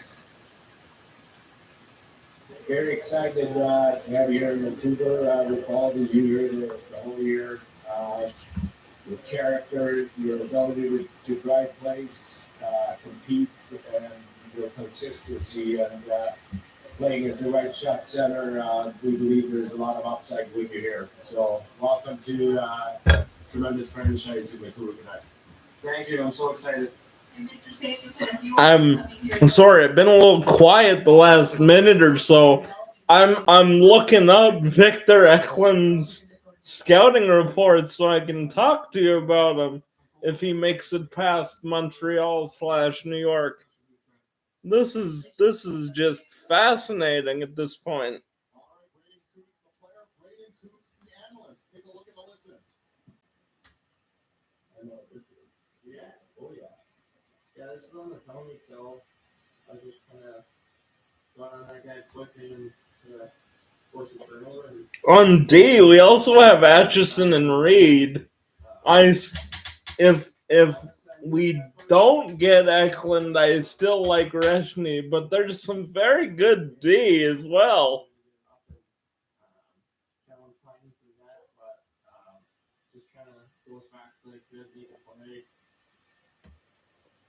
Oh, what a clip. When I come to LA, and the Arndelt's here, he's going dog hunting. That is a dog right there. Let's hear it with Eilish. You just said that guy's a beauty. Well, Army thinks that of you too. How's it feel to be Vancouver Canuck? It feels amazing. This is a dream come true, something that I've been waiting for my whole life. And, it's just a start goal, so excited to get going. So there's a party going on in Ireland? Because I told us your grandma was too nervous to come, and she is watching. So hopefully she stayed up past her bedtime, because look at you guys. Yeah, she's awesome. But I got some buddies back in Floating Lake that are watching right now, big crew there. But all the people from Ireland as well. Mom's Irish, so this is a good game for our family. But like I said, just the start. Well, Rory wins the Masters. You get drafted in the first round of NHL. Not much of a better year, right? Yeah, my grandma, she's on a good streak. That was her highlight of the year, probably maybe this, but it's lost for words right now. Well, congratulations. It's really great to see you in Vancouver Canucks uniform. Thank you again. Listen to David Andrew. All right, luckily Irish, and he's talking about the streak with Rory and his grandma. Well, what about the streak from the WHL? 6 of the last 7 picks coming from the Western Hockey League. Montreal technically on the clock, but we know there's an announcement coming from the commissioner, Gary Bettman. Yeah, that trade is confirmed. The Habs have traded 16 and 17 to the Islanders. But we're hitting the button anyway now.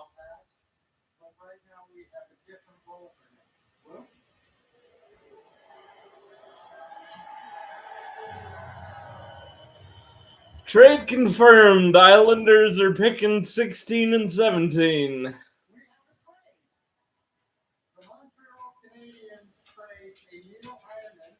And Emil Heineman, noted piece of the Flames trades with the Florida Panthers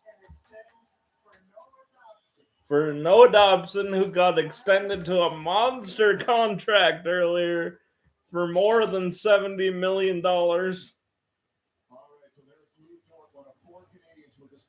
I kind of feel bad for Lou Dort, though. They brought him out as their special guest to announce the picks, and his only job is to hit the button. Let's see what Islanders do with 16 and 17 here. Of course, we're going to commercial after Lou Dort hits the button. Oh, boys, I'm starting to get a tingle here. We're going to get somebody really good without having to move.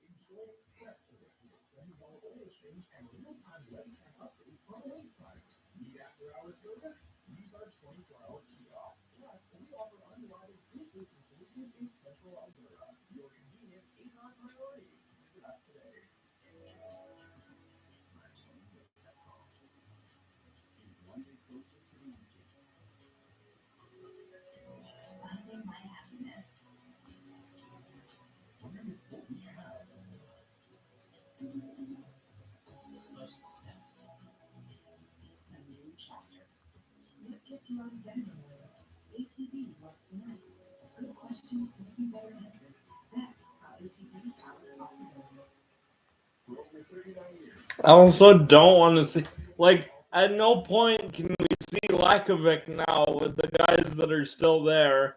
Like, Cameron Reed, Atchison, Reshny, somehow Eklund. There's no reason to take a guy like Lakovic. I mean, it's all going to depend what the Islanders do.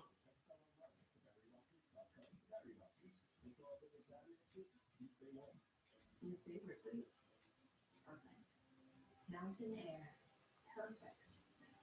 Reaching home base, perfect.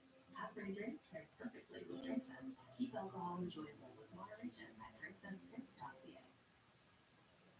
Welcome back. The New York Islanders already made the biggest splash here as far as picking up Matthew Schaefer first overall. Now they're on the clock back-to-back 16th and 17th. Matthew Darch, the Stanley Cup with Tampa.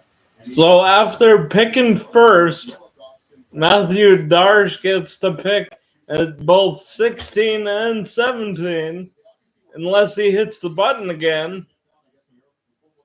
I mean, we can get you a Dobson replacement for Rasmus.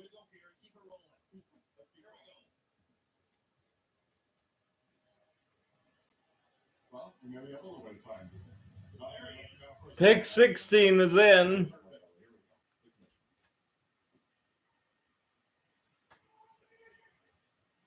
Making the next selection for the New York Islanders is perhaps the team's biggest fan. He's best known for his role as Eric Murphy in Entourage. After selecting Matthew Schaefer with the first pick, now please welcome Kevin Connolly. Kevin Connolly from Entourage picking at 16 for the Islanders. What's up, LA? What's going on? Now, Los Angeles. Don't take Victor Eklund. Keep the dream alive. Shout out to the draft party at UBS Arena. I mean, at this point, with how many picks have gone, though, we're getting somebody good. The 16th overall selection of the 2025 NHL Draft, the New York Islanders are proud to select from Djurgården, Victor Hovland. Oh, there he goes. I guess it was too much of a dream. But hey, Reshny and Cameron Reed and Kayshawn Atchison are one of them's gonna be there.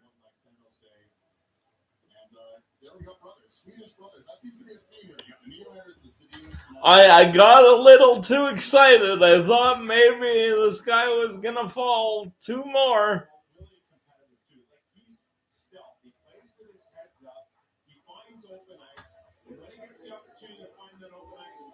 quickly.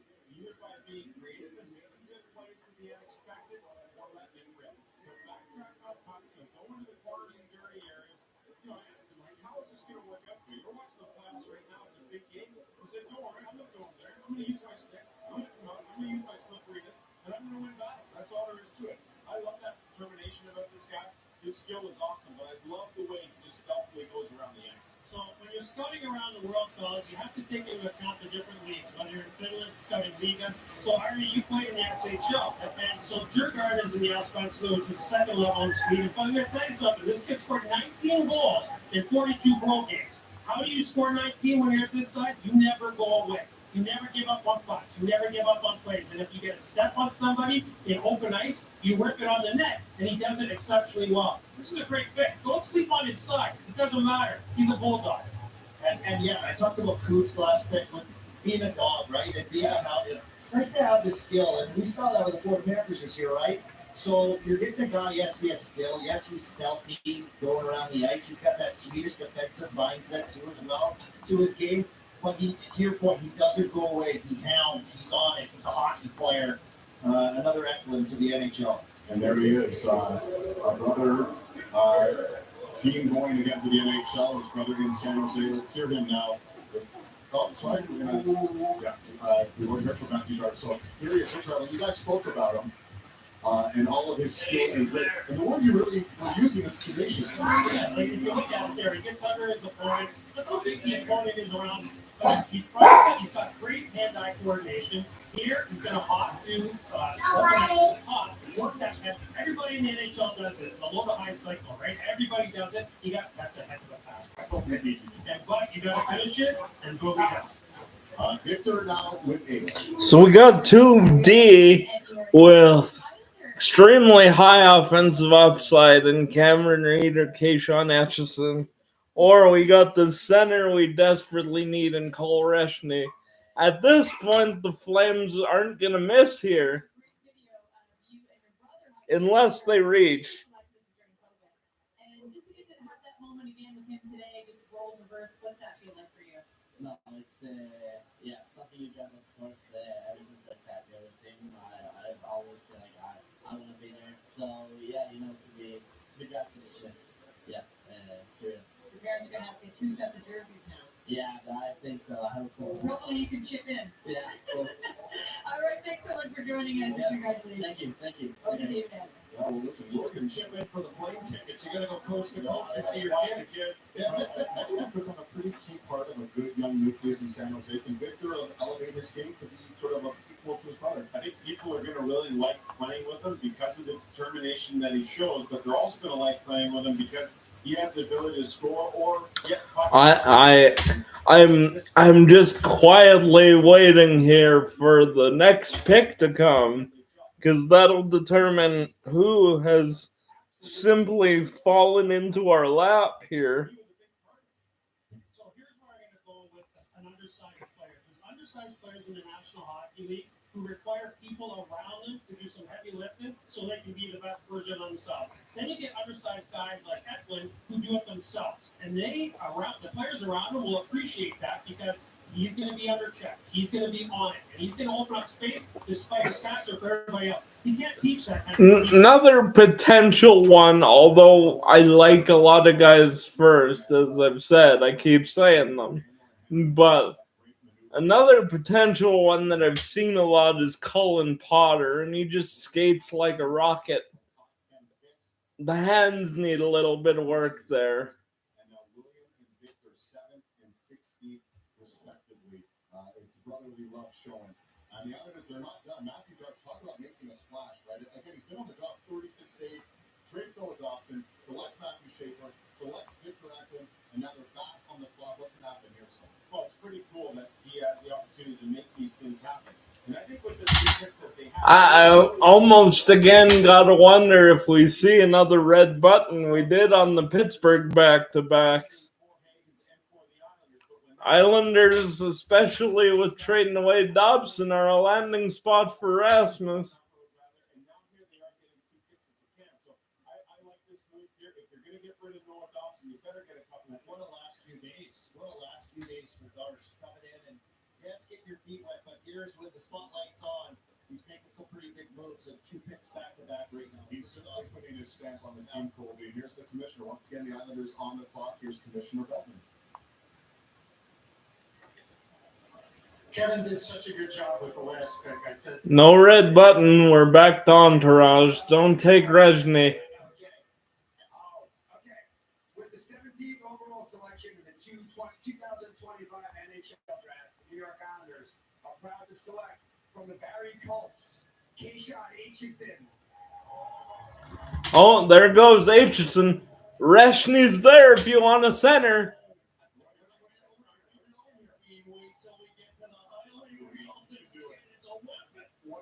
Rezhny is there if you want a center, Craig.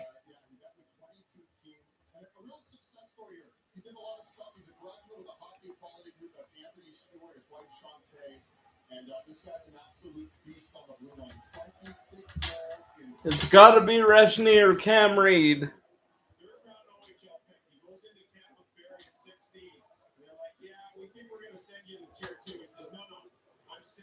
He ends up getting 23 games. That's the same year that Brent Clark came back. And Brent Clark was a different guy. He showed a lot of maturity coming back from LA. He took Keyshawn under his wing, helped him with some of the skill stuff, walking the blue line, floating pucks in. All right, ladies and gents, the Flames are on the clock. Everybody wearing red. Who's your pick? I take Rezhny here, but Cam Reed was in a lot of top 10 mock drafts on defense. Do we go a little off the board with Colin Potter? I don't love it, but to me, you gotta go with the high-end skill of Rezhny at center here, and he's a great face-off guy. Who's Lanny gonna pick? He's our celebrity.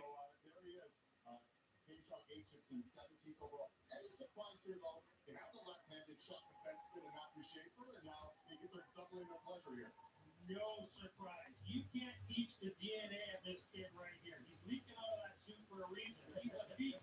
This kid is as tough as they come. I don't believe, I want to temper a few things here. He's not going to score 20 in the National Hockey League, okay? But he's going to get everywhere on time, and he's going to make life miserable on his opponents. This guy is just fun to be around. He's a 2-way D, shut down probably more than offense. And I'll tell you, he's going to be in the grill of people all night long. And that suit's out of the Elliott Friedman collection. And that's a great Very much so is. He's kind of the spot. This guy would stuff Elliott Friedman in his back pocket. Absolute weapon, physical, just an absolute bolt of electricity with the way he plays. I saw a hit. Is it Rezhny or Reed? Don't go off the board, Craig. Craig, don't do it. Don't go off the board on me.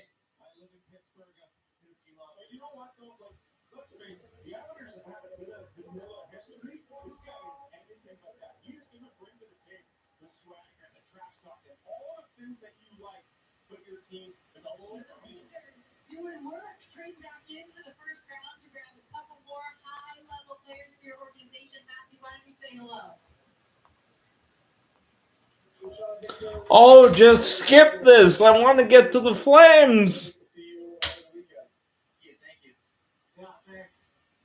Trent, you scouted these players. You were so deep in the weeds trying to figure out what you wanted to bring into this organization. What stood out to you about both Victor and Keyshawn here?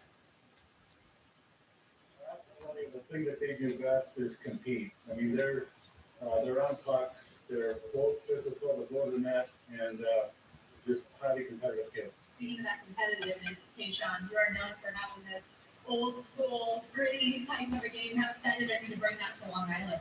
Yeah, obviously super excited. Obviously super honored to be asked by such a good organization.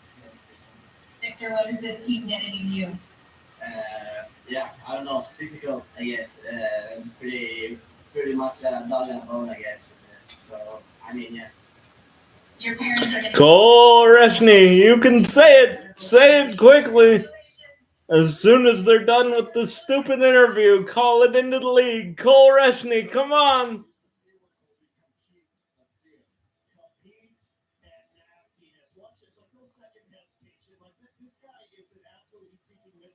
when he wants to be.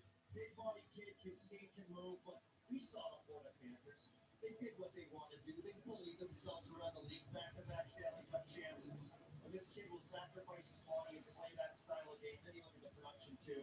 He has that element to his game. He says he's not going to do that at NHL level. Hard to expect him to do that, but you can't teach this kind of stuff as well with the physicality and the ability to produce. So Islanders did some pretty good business the last two picks. And he's standing by downstairs with Irish profile. Well, all I've seen for the last 4 minutes is the biggest smile of the night. How are you feeling about this? Yeah, obviously, super relieved. Hearing the game call, The fan base is pretty much unanimous on Twitter, too. Cole Reshney, please. Don't go with Cole and Potter. And, I mean, I'd be okay with Cam Reed, I guess. But the center you're looking for is right in front of you, Craig. Connie, you can do it. Just say it. They mean defense that, make big plays, make a big impact, and, be ready for every game. Well, congratulations and have the best time tonight. Thank you. All right, back to you, David. All right, so there he is, the newest member of the New York Islanders. Next on the clock, yes, the Sea of Bradley Calgary Flames. We're not sure what they're going to do, but one thing I can say is they've selected at least one player from the WHL in the last 22 years. So they seem to lean towards the Western Hockey League. Maybe they'll be doing that number 8. Don't go with Lakovic.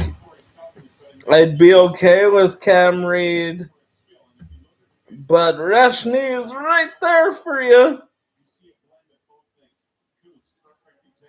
Say Victoria Royals, Craig. Say it with me.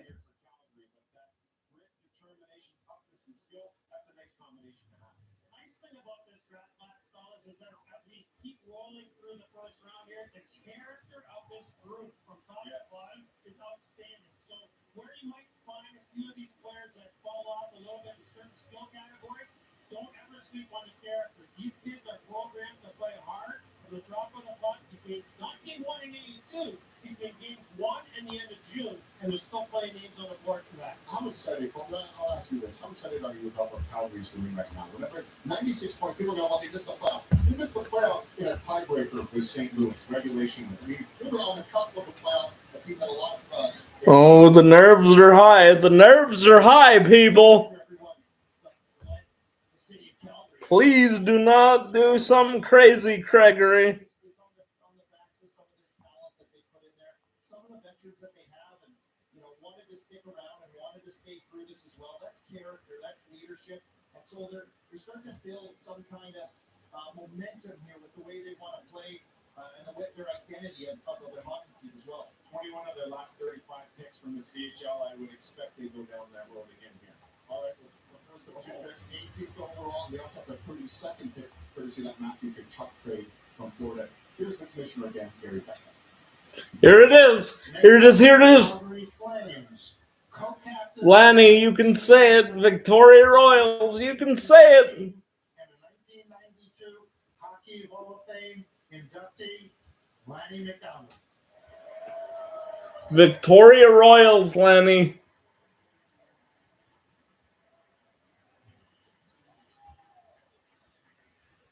Thank you very much to the LA Kings and the National Hockey League for their hospitality. All-time mustache still, Lanny. A special thanks to our fans and especially our season ticket holders in Calgary and those attending the draft party at the Scotiabank Saddle Dome and hanging out in the Telus Club. We'd also like to say I miss having my tickets. I mean, I'd probably still be up here visiting my nephews, but those events at the Dome were cool.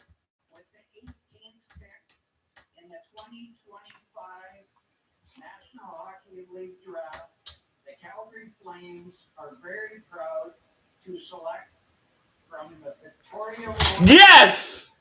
Yes! Cole Reshney! Let's get into it. There's your center.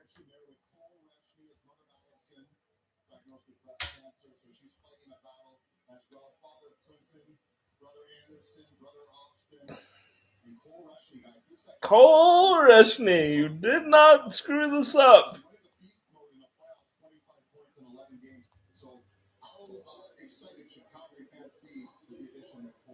They should be really excited because they're getting an extremely smart player. Take, for example, what happened in the semifinal game at the under 18. So let's talk about this guy. He's played 62 games with Victoria, had 24 goals and 92 points. That's almost a point and a half a game, and he missed 5 or 6 games. We should note he's committed to University of North Dakota in college next year, so we're likely not going to see him for a year or two. But there's your skilled center.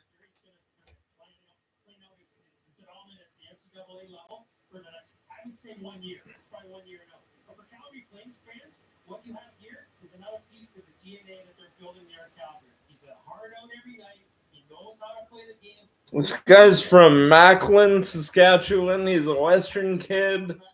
He wants to play here. The Sportsnet guys are saying he's likely 1 year and done at University of North Dakota. He's a good skater. He can score. He had a great U18s. I loved this guy at U18s. He was on a line with Braden Coots. He was on the power play with him, if I recall. And he was excellent at U18s. And he's got a face-off skill. And he's got that ability to get to the front of the net that we need, and he's a playmaker. I'm absolutely over the moon that if we couldn't get Ben Kindle, we got this guy. We're likely not going to see him for a year or two because he's going to college, but I love the player.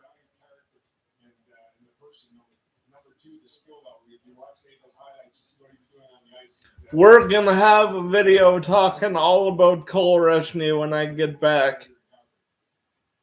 I'm going to take a little bit of a break after the stream and just enjoy my weekend. But we're going to talk about this guy, and the skill is so high.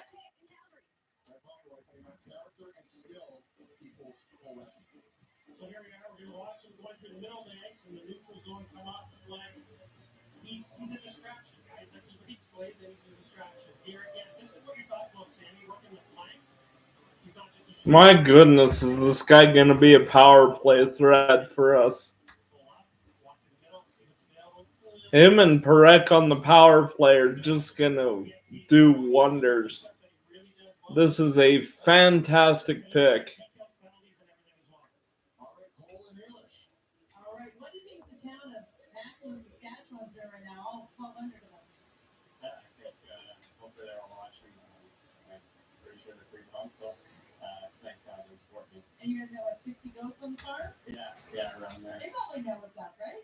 Maybe. All right, so I think we might need to scrub the internet a bit because Alberta, you might be deleting. So he was an Oiler fan growing up. I don't think he's wearing orange and blue anymore.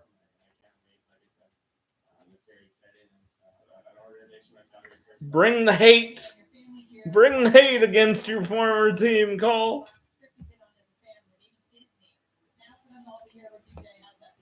It's very special. I mean, I wouldn't be here without them, so I can't thank them enough. And, it's just amazing. All right, congratulations, best of luck. Thank you. Thanks so much. What's that name, Andrew? English, how the poor guy? Oh my goodness! So he's going to traded that Oilers jersey for a Flames jersey, and look at the points we're getting. Gavin McKenna, we can't wait till next year's draft. This guy's just a beat on it right behind him. Cole Reshney, incredible in this postseason. So cool. I played for the Saskatoon Blazers, midget AAA back home, and so did Cole Reshney. I actually spent money on the internet to stream his Air Canada Cup final with their Blazers team. I'm still over the moon with that. I gotta wonder now that you got your center, are we still gonna do the Rasmus trade today? Is it too late in the round to get a Rasmus trade? There's a great debate now, like the NCAA or the CHL. And what we're seeing from the CHL, where all these players have been developed, is going to be pretty good promotion for that league. Having said that, there might be, and we've started to see a defection, if you will, to the NCAA, which also offers a ton of benefits in terms of the developmental model. In my opinion, you're younger, you need to play games. The CHL offers more of that. And as you physically grow and mature, then I think the path is, hey, if college becomes the next thing for you to continue to compete and to continue to work on your body and play a different schedule, that's the way I would go about it. But we are in a brave new world here, guys. So what's happened is a lot of these kids have Such a playmaker. I can't say enough good things about the center we just got. And we didn't have to move up or anything. St. Louis has the next pick. Get ready to laugh. Not at the Blues' next pick, but at this hilarious stand-up comedian. Live from the Blues watch party in St. Louis, Nikki Glazer. Nikki Glazer for the Blues at 19. I'm almost a bit unplugged now for a little bit. I was so dialed into our pick.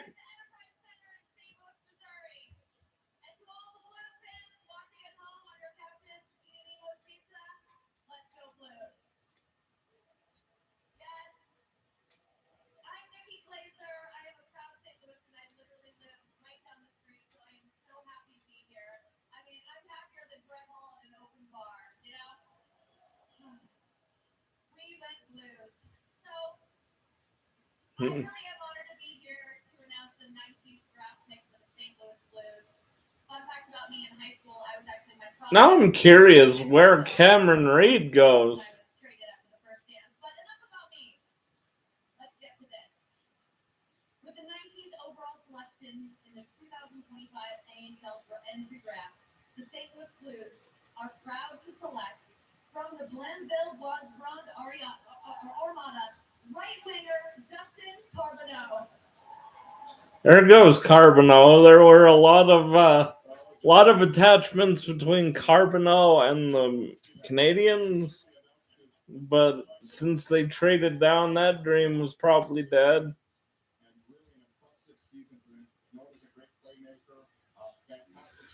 I gotta think if Cam Reed drops to 32, you take it. He's not going to. You could go Mason West. I had Ivan Ryabkin here. I love Ivan Ryabkin. Mason West scares me at 32. Being a split sport athlete.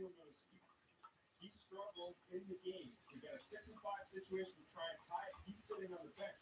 That's what your coach says, hey man, your effort wasn't good enough here. What happens? Next 4 games, he puts up 10 points. He becomes the player of the week that week in the Quebec Maritime Junior Hockey League, and the rest of the season absolutely brilliant. This guy is a goal scorer extraordinaire. Years ago, the St. Louis Blues selected a player out of the Quebec League named David Perron.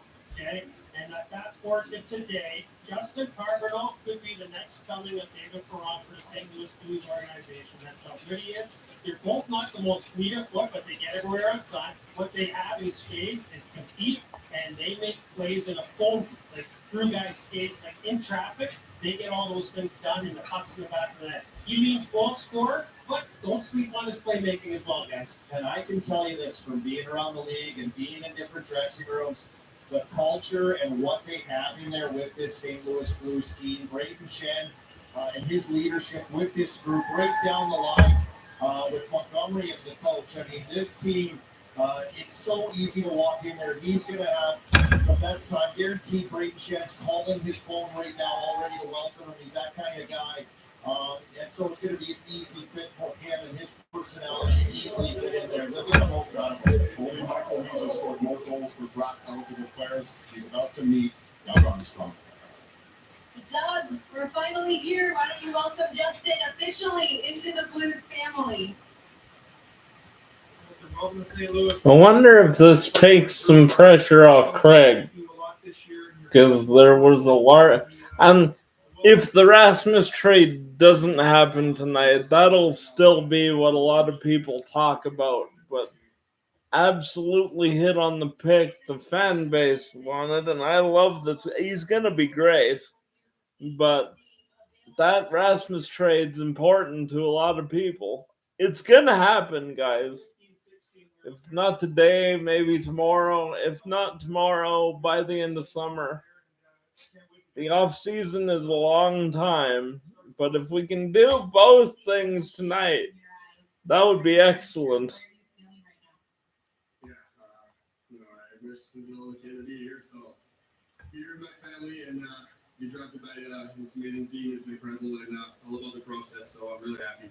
Enjoy this moment. Congratulations. Thank you so much. Thank you guys. Some great emotion there. We got some great emotion earlier. Anton Frondell, Victor Ekman's going to be a little Swedish House Mafia at the weekend concert here in LA. Everyone's having fun at the NHL Entry Draft in Los Angeles.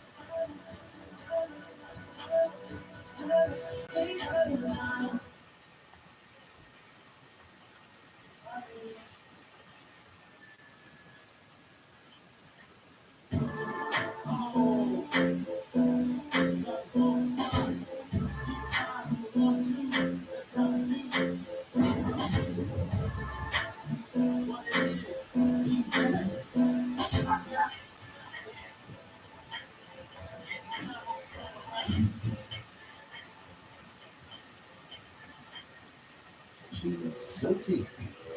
You don't need a second fruit. Bring the flavor to Lee's Free.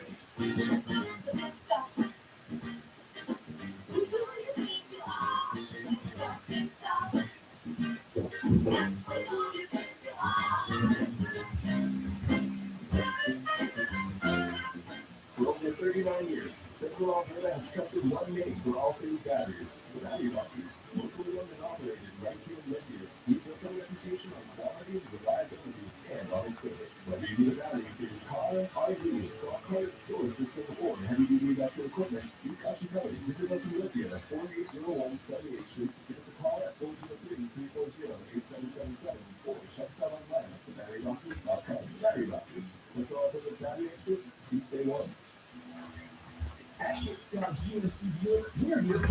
Lots of the negativity on social media has evaporated after that one, and rightfully so. The absolute best thing from a calming the fan base's fears perspective that could happen now is if we make some kind of Rasmus trade. I don't know if it's happening tonight now.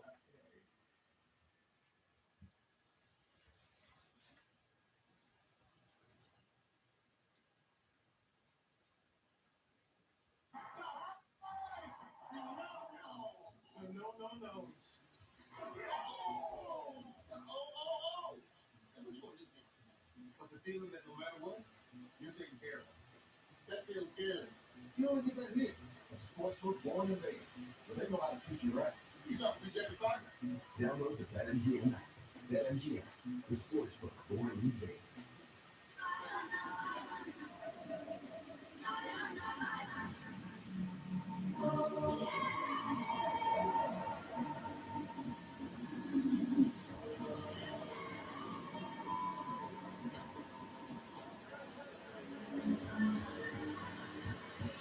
2 hours in, and we finally got our first pick, and it's Cole Rashny, and I couldn't be happier. I mean, I would have been slightly happier, I suppose, if it was Ben Kindle, but if he's going to go at 11, that's life.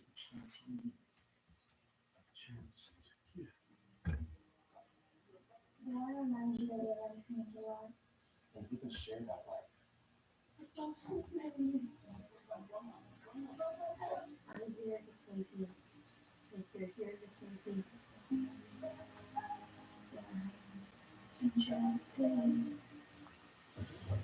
NHL Draft continues tomorrow on Sportsnet and Sportsnet 1. A great moment just moments ago here at the Peacock Theater. Jim Mill, one of the classiest gentlemen, one of the greatest executives in the game. That's a third straight hat trick of Jim Gregory Awards for GM of the Year. He celebrates. He was surprised by his family. Jim Mill was the mastermind, currently the Dallas Stars general manager. Of course, had all that success in Detroit, winning cups as well. And here he is, all smiles. What do you guys have to say about Jim Mill? And maybe that's the blueprint, right? You see a bunch of young GMs in the game right now, and if you're going to sort of build your model of how you run an NHL organization, what can you take from Jim Mill? Humility first and foremost. Like, absolutely brilliant, this guy. He'll see you in the room and he'll make sure to come over and make you feel part of the conversation, that you're an important person in the room. That's the first thing. Second thing for me, not afraid to pick up the delegate. He's really confident in his hires. Joe McDonnell being one of those guys who's been with him for a long time now. Man, I'm seeing a lot of people being like, is the draft still on? This was not a good call from the league, man. I gotta think we go to the centralized draft again next year. The staff that they have there and the infrastructure that they built for continuity reasons, it's special and good on them. This is a fantastic recognition for keeping things together. Yeah, they're gonna change the name of the award to the Jim Mill Award. Like, it's over. Way to go, Jim Mill. Great guy. He's not cheering him up at all. Columbus back on the board. Remember, they picked 16th or 14th to pick Johnson Spencer. They are at 20, and the 5th is in.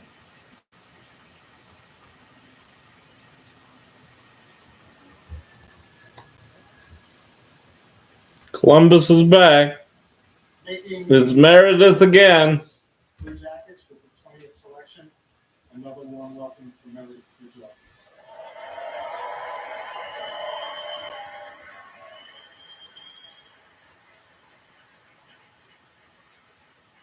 Thank you, everyone. And again, I just wanted to give a quick shout out to the Fifth Barn back in Columbus. Hope you guys are having a fun night. And I want to give a very special shout out to our babies, Noah, baby Johnny, and baby Carter. We love you. Still love you, Meredith. Good on you. With the 20th overall selection in the 2025 NHL Draft, the Columbus Blue Jackets are proud to select from the Jessica Juniors,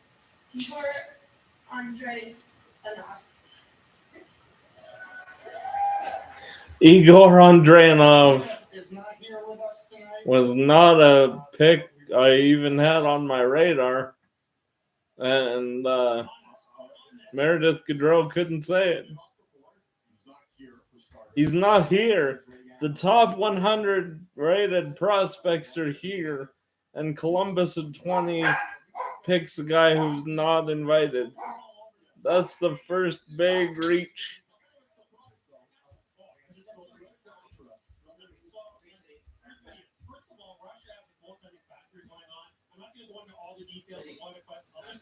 They cherry-pick some of the top athletes, goalies, and they send them away to like a trenchy and then they spawn them out to all the NHL, KHL, and their programs to build them up. This is a very weird pick for me. He's like 6 foot tall, 207 pounds, super athletic, great feet, butterfly style. A little bit too. I mean, they traded Tarasov, I suppose.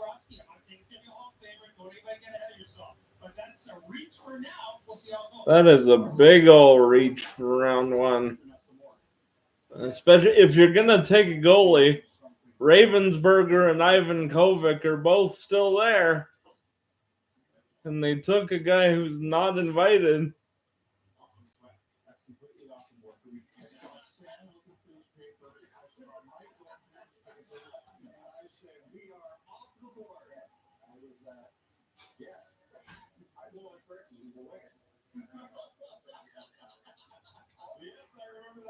Full disclosure, I prepped 60 guys based on all of your guys' information. I think I could have prepped maybe 106 guys. Still might have gotten here because the look of surprise on your guys' faces. You remember that Chernikov moment? This guy could have been in the 5th round. What a strange pick from Columbus.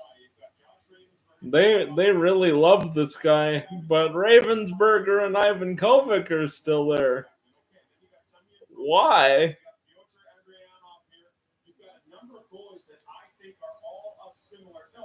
I would have expected to see those go in that run early in round 2. Columbus jumps ahead of the pack here. Hey, good on them. They identify a guy they like, they go after him, and they go get him. For me, you probably could have gotten them all. All right, meanwhile, the Ottawa Senators, they're the next team up, and they had such an impressive season. Making it back to the postseason, taking the Leafs to 6 games. Steve Staios, Travis Green, that management group, that leadership group with their owner, Michael Andlauer, they're moving in the right direction. What do you anticipate for them at spot 21? I think this is absolutely fascinating here. You try and think about some of the things that we've seen so far. Trends in the WHL, trends in the OHL. First selection outside of the top 20 since that 2020 draft, which we remember very well. There's a lot of directions you can go here. But when I look at where we are in the draft from pick 20 forward, you're going to get a lot of similar players. What is it you're looking for? The one dynamic element that you think is going to pop. Is it Cullen Potter's skating? Is it the ability to defend with nastiness? Is it a guy who's going to play a two-way game? A center who wins draws, a PK specialist? I think there are a number of options here, but you probably look that one threw me, guys. that you think pops and then build the rest of the game around the player after. I may not love Potter, but there's so many guys you take ahead of Andreev.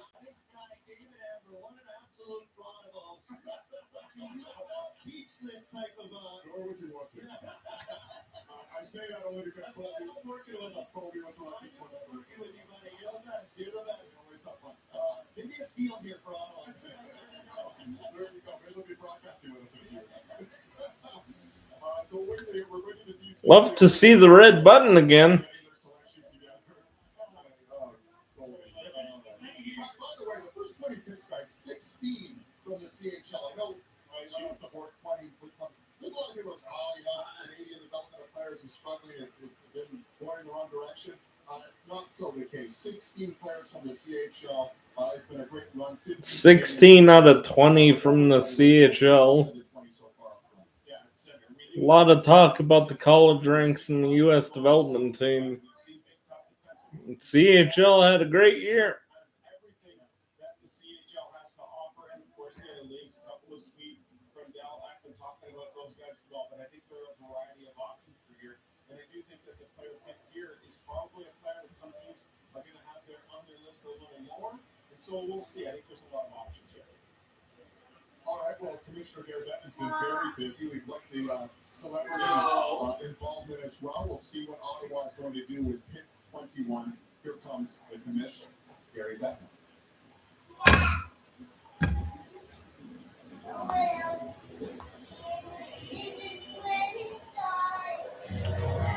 Oh, we got a trade. We got a trade at 21. Sens are trading 21.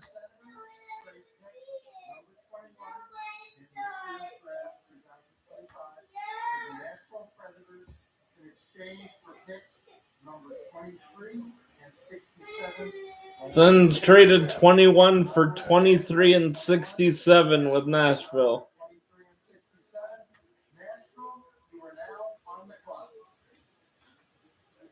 All right, so another trade. So Ottawa will not be selecting 21st overall. It's the Nashville Predators and Gary Trotz will be back on the board. They already picked up Brady Martin, 5th overall. They obviously are targeting someone at 21. We will find out who that is next when we return. Somebody targeted somebody. On Sportsnet from Los Angeles.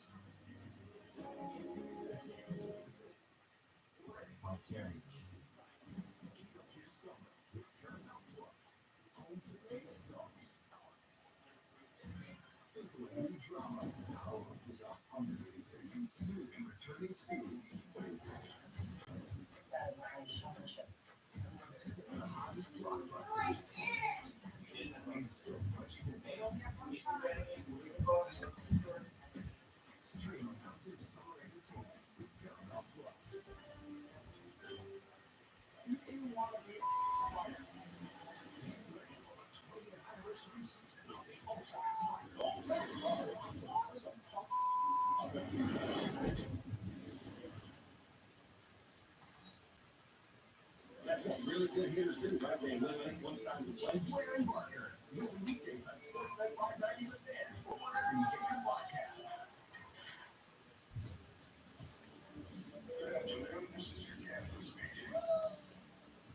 You have no idea where in the world you really are.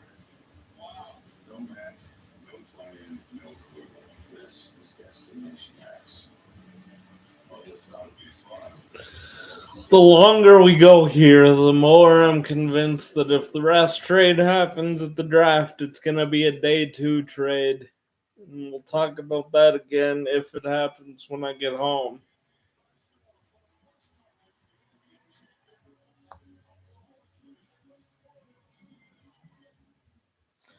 Still, the 32 pick is there. Now that you've got Rezhny there, it's an easier pick to trade now if anybody's interested.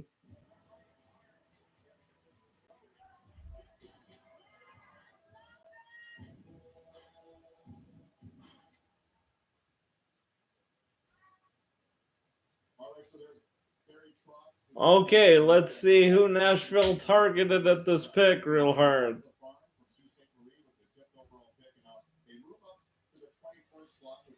In my mind, it's got to be Cam Reed. He's still falling. Not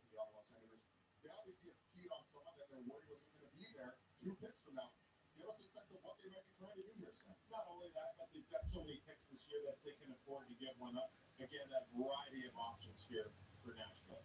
Yeah, they missed the playoffs. It was the second time in the last 11 years. So here again is the commissioner, Gary Bettman, Nashville, his selection, number 21. Making the second pick of the day for Nashville is an all-pro NFL tight end who is also a great friend of the Predators. Exactly. Please welcome George Kittle. Nashville's pick is being made by George Kittle. That's kind of awesome. Thank you so much for having me. I'll give you a quick shout out to the number one fan in the entire world, Felix Forsberg. You're going to love this guy, Felix. Can't wait for it. So, just want to say, with the 21st pick in the 2025 NHL Draft, 21. the Nashville Predators select Cameron Reed. There goes Cam Reed. I kind of knew that one. This guy just fits in Nashville like a glove. If I were them, I'd be absolutely stunned he got to them at 21. That's something else picked by Nashville.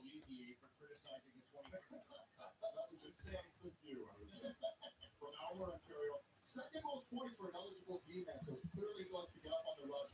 Mobility and skill marks big marquees of this game. One of the smoothest skaters in this draft class. So what's the issue when you look at this guy? Just learning to defend, and that's something that's increased all year long. A little bit of an adventure in his own end, according to some, but man, the skill is high. At this point in the draft, we're looking at a lot of guys who are missing some tools, but the tools that they do have are excellent.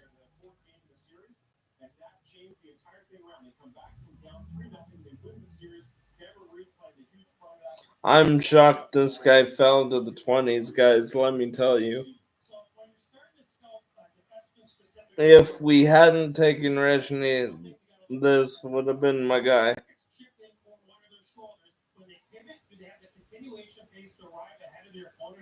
So they can launch it right back up the ice really quickly. He does that in spades. Offensive blue line, really creative. He can escape when the pressure comes up to him, make plays. Defending from the net front to the corner, he's not like the Raheem Murphy where he's got the length and all that. He's got to keep the play in front of him a little bit longer. He's got the hockey IQ to do that as well. He's a leader. This is a really nice pick. So good offensively, but needs to manage the defensive game a bit. It's just going to be timing. You can't jump out of the check on the half ball too quick because when you're a little bit smaller and they spin off it, they're laying in the net. You don't have the length, so you have to keep it in front of you. Yeah, so this is something that's teachable, coachable. Obviously, as you mature and trust your game, know your strengths, know the angles. That's when you start to identify that. That's an interesting point. So I'm going back to Rezhny because it's a while till we pick again. This guy was the assistant captain of Team Canada at the U18s. That would normally be one of those times where that's an automatic top 10, let's go. And he falls to us at 18. That's an absolute character player. tears from Matthew Schaefer and his family, and we see some tears here. Hold that thought, Jason. We're gonna head down to English with Cameron. All right, Cameron, how you feeling? Here's the news now with the Nashville Predators. It's unreal. You think about this day every single day until it actually happens. So I'm speechless, really. We saw that you had a really great suit jacket made for this. So show us a little bit about some of the family members, the people that helped get you here. Yeah, it's pretty much everyone. Yeah, like you said, everyone that got me here, everyone that supported me, from friends to family to coaches, teammates, whatever it was. Even my goal down Harley got me through it. So. The 10th center off the board, that's what Reshny was. And like I said, assistant captain for Canada. If he's not immediately playing on the team, this is somebody we're going to love watching at World Juniors. And hey, maybe we get a juniors at Scotia Place. So after that trade with Philly, Pittsburgh's up again. When you trade back in this area of the draft, that means that on your draft list you have a minimum of 3 guys that you're comfortable with, and you're going to get one of those 3. And when you're splitting hairs, it's like I'm going to be equally satisfied across the board there. So that's why that Wiley bet, Donnie Boy, love Donnie. That's why he makes that move. All right, well, again, we're waiting for the Pittsburgh Penguins. We're going to have another Chinakhov moment here because every now and again we do get those moments. We had one a few moments ago. You said Kyle Dubas kind of keeps to his own ground and does his own thing. Is it too hard to anticipate? The profile, what he is with Toronto and what we've seen early on in his tenure with the Pittsburgh Penguins is that, again, they like the skill set, they like the speed, they like the hockey set, and size isn't as much of a consideration for that draft profile that he has exhibited throughout the course of his general manager career. Yeah, that's going back to Sault Ste. Marie. That's what it was too. They played a really quick game, puck control, quick game. Sheldon Keefe was the head coach in the Sioux back then, and you see how he coached at the pro level. Those things with the style of play. So we'll see where they go here. This is a big deal here, Andrew. This big, and the next one. They're in that mold where they got to hit on these guys. Yeah, 11, 12, traded 12 to get a couple more picks here. So it's they're acquiring assets, and I know Kyle likes to do that. Some interesting tidbit from TSN's Salim Valji. On his little Zoom call with the War Room, Reshny said one of the things that stood out for him is they wanted to get to know him as a person and not just a hockey player. See, this is the big thing I've been talking about with culture. People laugh at me when I talk about culture because they want to fast track things or completely tank.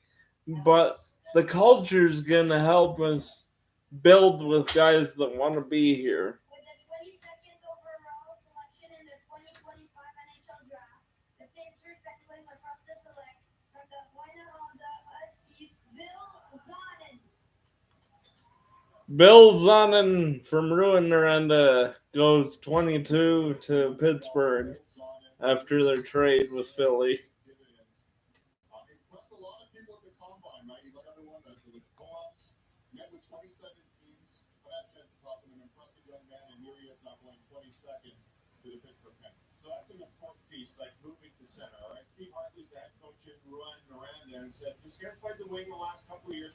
He moved to center this year. The one thing that I know, Boots, you're going to talk about is the skating and getting off the mark. Well, by playing center, you're more of a flow game, fewer stops and starts, and I think that helped aid him for the kind of season he had. He's got magic mitts, this guy, and he gets to where he has to go without any issues in doing so. But I think there are some mechanical things skating-wise that you can correct here to improve that first step quickness. So I reached out to his agent, Phil Academy, a couple months ago, and I said, I really love this kid. I'm worried about his mechanics. And then he took me through the process of how hard he's working to improve it.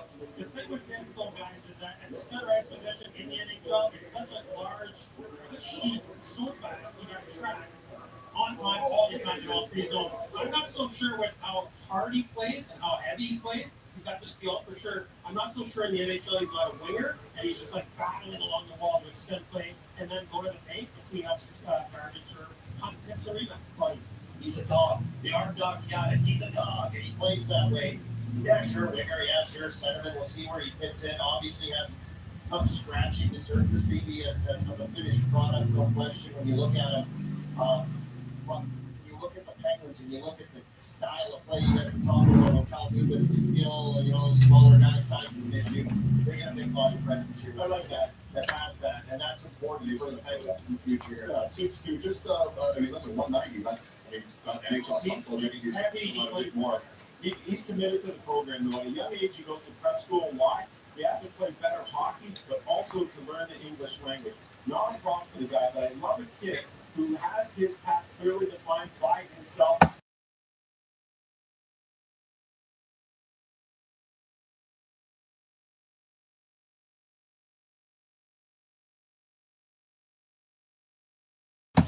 Likely not a trade coming up here now because the Sens just traded down for 23. So we're running out of day one picks for the rest trade. It's really looking unlikely at this point. For today, I underlined for today again. There's tomorrow and there's all the way to September. But it's not looking like today.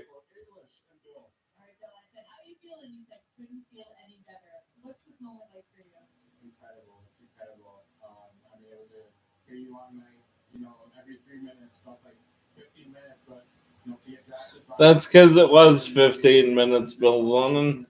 3 minutes on the clock is not 3 minutes in real time. Not the way this draft is going, but... We talked about it at the combine, but you have PK Subban as someone that really inspired you. What's it going to be like to kind of carry on this legacy of being a really proud player and someone that just going to help pave the future for young boys like you? Yeah, for sure. It's special growing up and watch him and see him do his thing in Montreal, and now I get to start my own journey. So it's definitely special. I'm looking forward to watching it. Congratulations. Thank you. I appreciate it. That's the thing. All right, great group of veterans against learning the game from with that Pittsburgh team. All right, and now we can set up the Ottawa Senators. We're on our way to setting them up. We spoke a lot about what they might be looking for, and you made a great point. I thought it was the trade that was on it. You made a great point about Ottawa. They moved out a few spots, but they knew they had at least 3 guys that they could earmark and say were comfortable selecting. Now, who was Ottawa comfortable trading down for?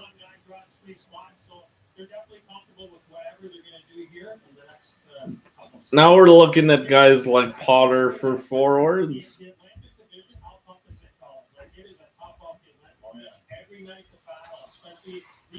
And we still have Fiddler and Horkoff for the legacy picks. Those would be interesting for the Flames. Will Horkoff would be hilarious. Sean Horkoff's kid. Noted Edmonton Oiler, of course. Maybe he's who we get at 32.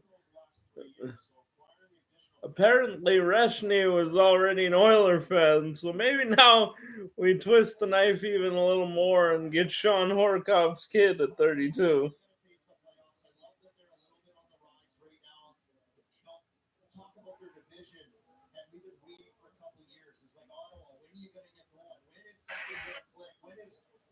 Thing to start to turn a corner, and for them to get that was absolutely huge. So I feel for this organization, this team right now, going into this season, this pick could be big for them also, and acquiring guys on that trajectory to start putting them into an atmosphere that is now winning.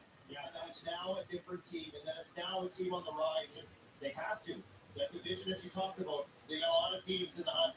And so they're going to have to be like that. So I'm excited about them. I think they're a fun team to watch. I think they can play a lot of different ways as well. But they've got some key players in there. Whoever they pick, they can lead on. They are trending upwards. A 19-point improvement for the Ottawa Senators, a return to the playoffs. And here's the Commissioner, Gary Bettman, for their selection. Making the selection for the Ottawa Senators, the star of Tom Green Country on Prime Video Canada. Ottawa native. Sens pick from 90s kid throwback Tom Green.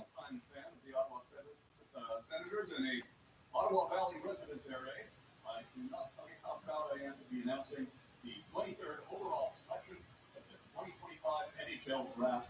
The Ottawa Senators and Charlie Cute dog, Charlie. From the University of Wisconsin, Logan Hensler. Congratulations. Logan Hensler. He was a deep prospect that a lot of Habs fans were high on. NCAA kid from Wisconsin. He's gonna be a Badger for a while, I figure. That's why I didn't want him anywhere before 32. How important was that, guys? When you want to kind of put your stamp on your resume to be at that showcase, to perform as you did. And the offensive upside isn't really there. But he's going to be a solid player. That's what Ottawa needs, is steady right now. He did win gold while I was there at the Canadian Tire Center, so he's familiar with playing there.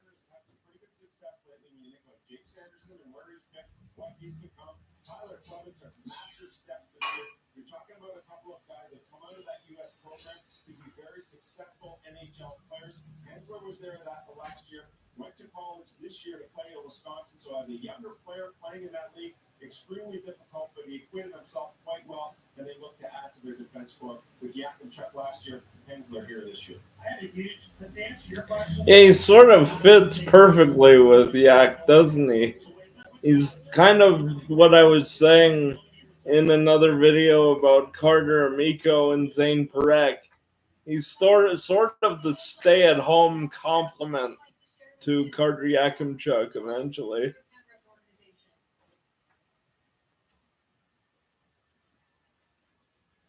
Maybe having a little technical difficulties over there in Ottawa. How are you feeling right now? What was going through your mind as you made the walk up to the stage?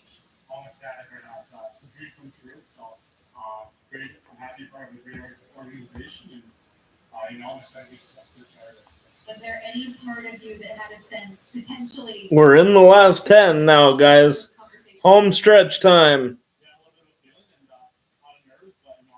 I mean, that means another hour and a half, but home stretch. Sorry that we had the technical difficulties here, but this is an amazing moment. Congrats. Enjoy it all and head over there, okay? Awesome. Thank you.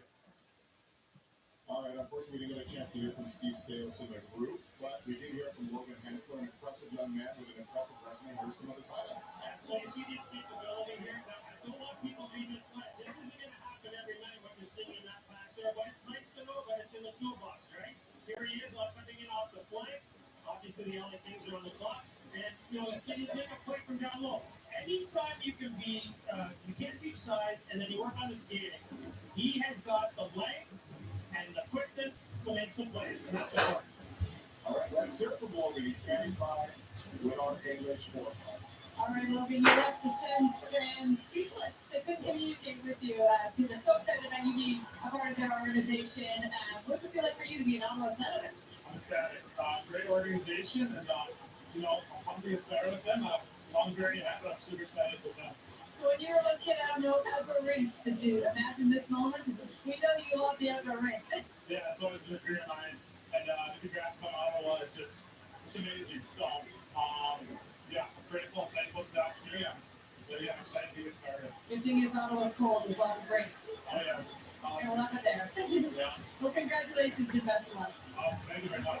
After the panel. All right, thank you, Alex. So Logan Hensler on the blue line for the Ottawa Senators. And again, not many Canadian teams selected here. We saw Montreal traded out their picks.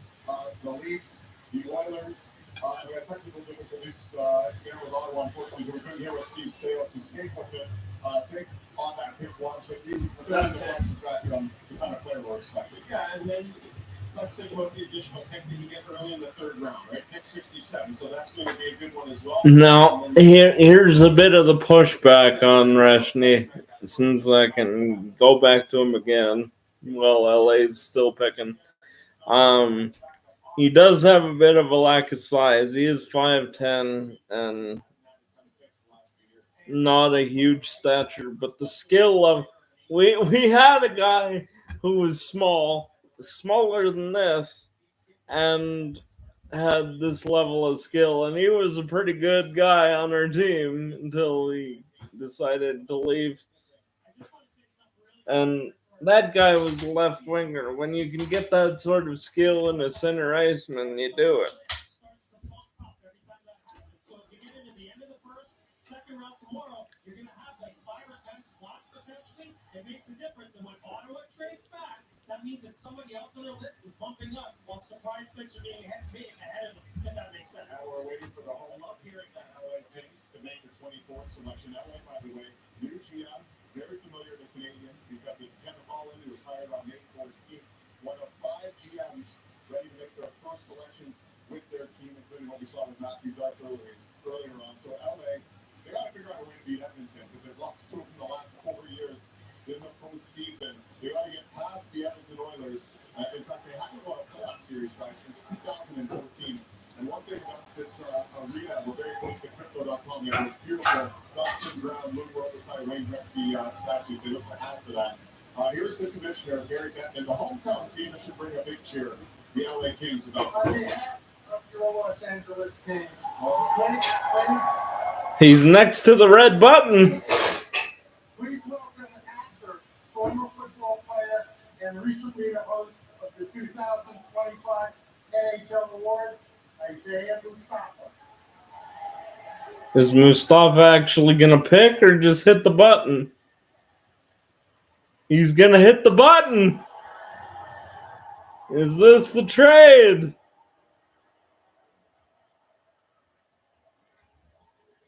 The Los Angeles Kings trade pick number 24 in the 2025 NHL Draft to the Pittsburgh Penguins in exchange for picks 31 and 59 in the 2025. Another Pens trade. 24 for 31 and 59. Pens have been really active today. So next up, Kyle Dubas and Pittsburgh Penguins on the clock. We're on it for you here on Sportsnet. I was really hoping one of these button presses would be our boys.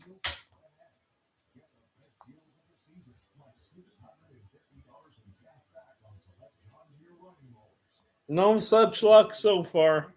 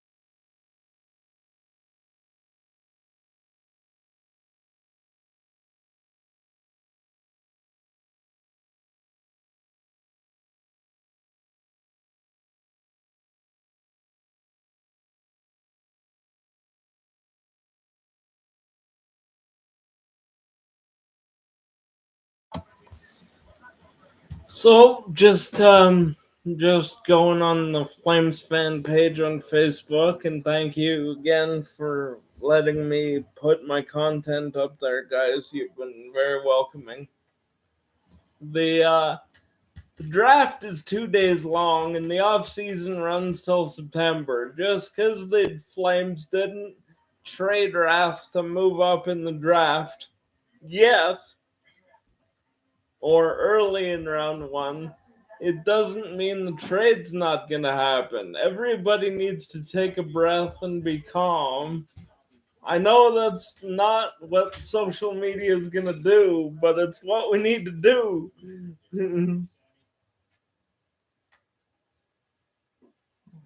Pick 24.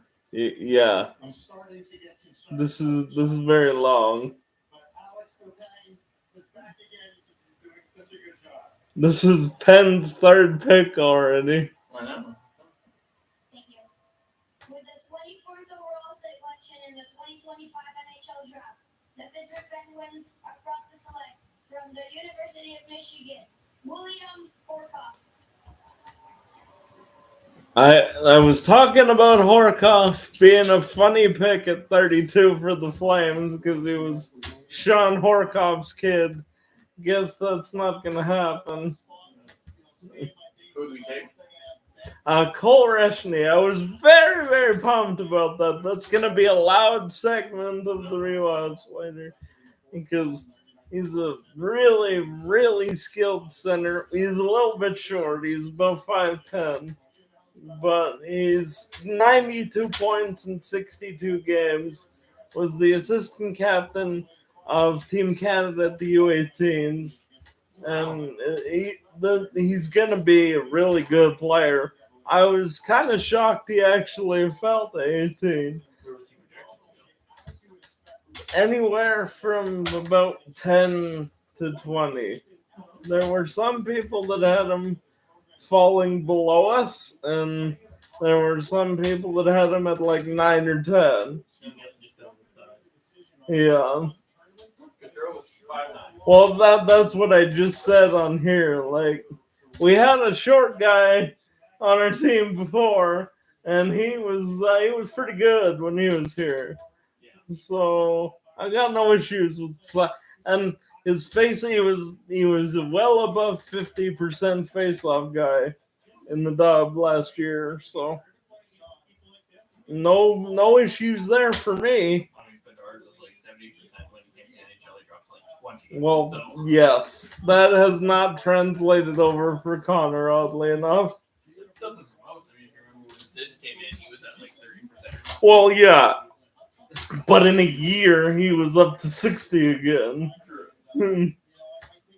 Connor has not done that.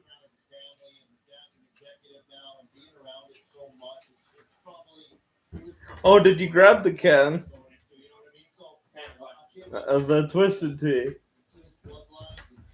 I didn't know that's supposed to grab you. Oh, so, yeah, I thought you did because I was like, can I have another Twisted Tea? And you were like, yeah, you can. And then you came down here and did it. It's all good. It's all good, bud. Sorry. Thank you. Drinking around my children. What a bad I influence. mean, we were. Thanks, bud. Just want to make sure you do some editing. Definitely gonna have to now. Put your pants on. Well, nobody can see that. I'm in a wheelchair anyway. Oh, so you're not denying that you have your pants off. Well, that's kind of awkward.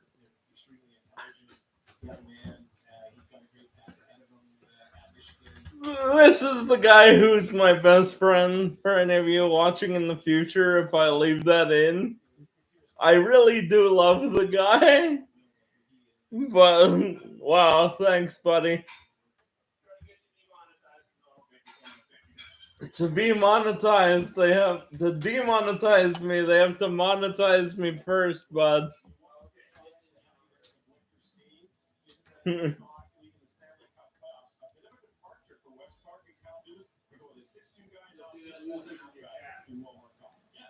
Well, yeah, I'm not gonna delete his comment. Only an insecure person's gonna delete the comment when it's their only comment.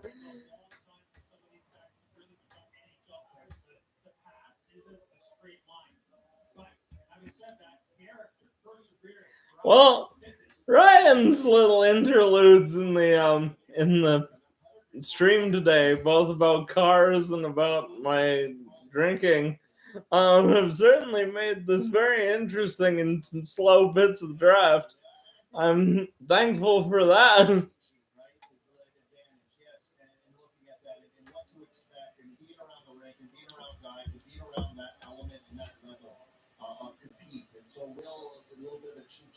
with his dad. But I'm in Pittsburgh. I watch this team to see some big body guys come into the system now. Like I'm telling you, the fan base also is hungry. I'm definitely gonna cut some pieces out of here. Not only because I should, but because this is gonna be the better part of 4 hours long at the end of the day. A long day.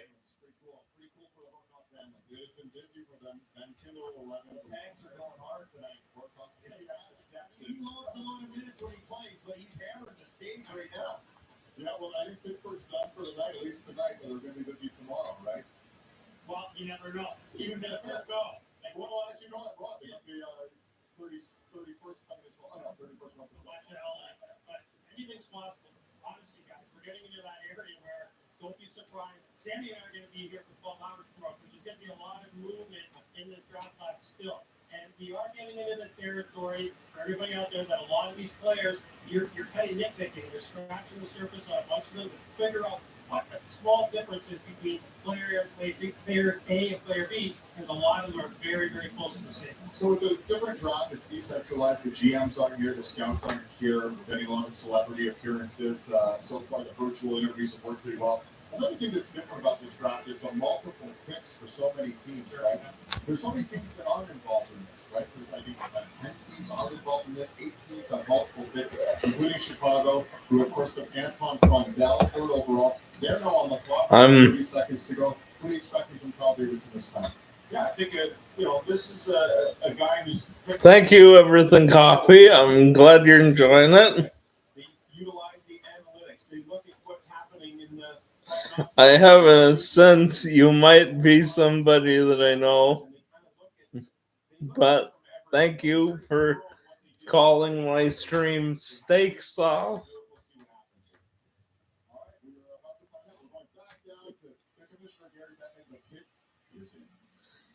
Pick 25 in for Chicago. I'd like to recognize someone very special to me and the entire National Hockey family. For 44 years.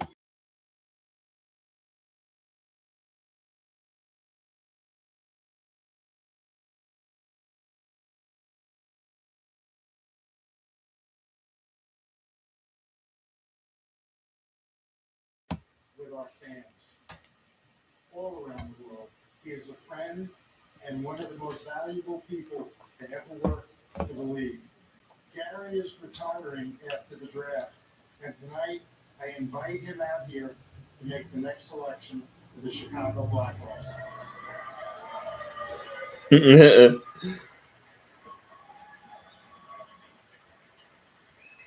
Is indeed a fellow How I Met Your Mother fan, Ryan, yes. Who's that? Your only other fan.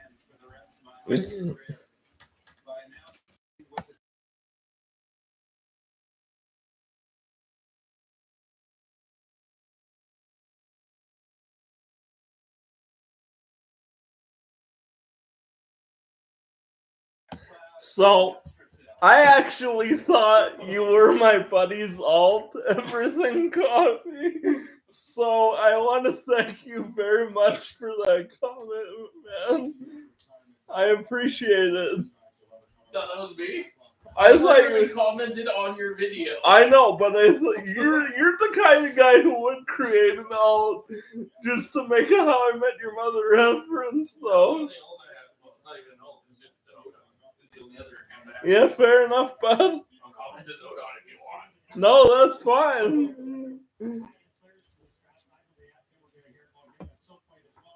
What you get here, boy, another big fly. Yes. Goodness, I don't know what's in the water around the world, but here he is. You're seeing him come off the plane. Listen, it's not always going to be free from A to B, but he gets there. Like, I think that Nick Hanford bought back in the day of the Toronto Maple Leafs. People looked at him and said, I don't know if he can get there, but you know what? Sure he did. He was a great pro. So it's going to take him some time.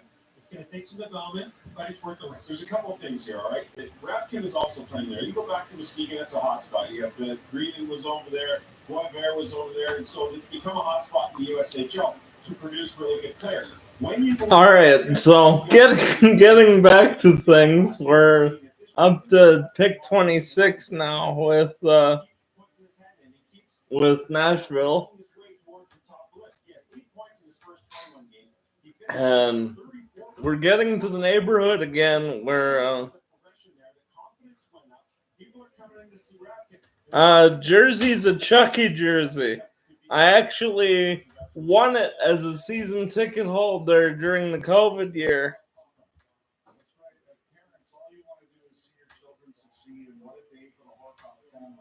Did you know? I didn't know.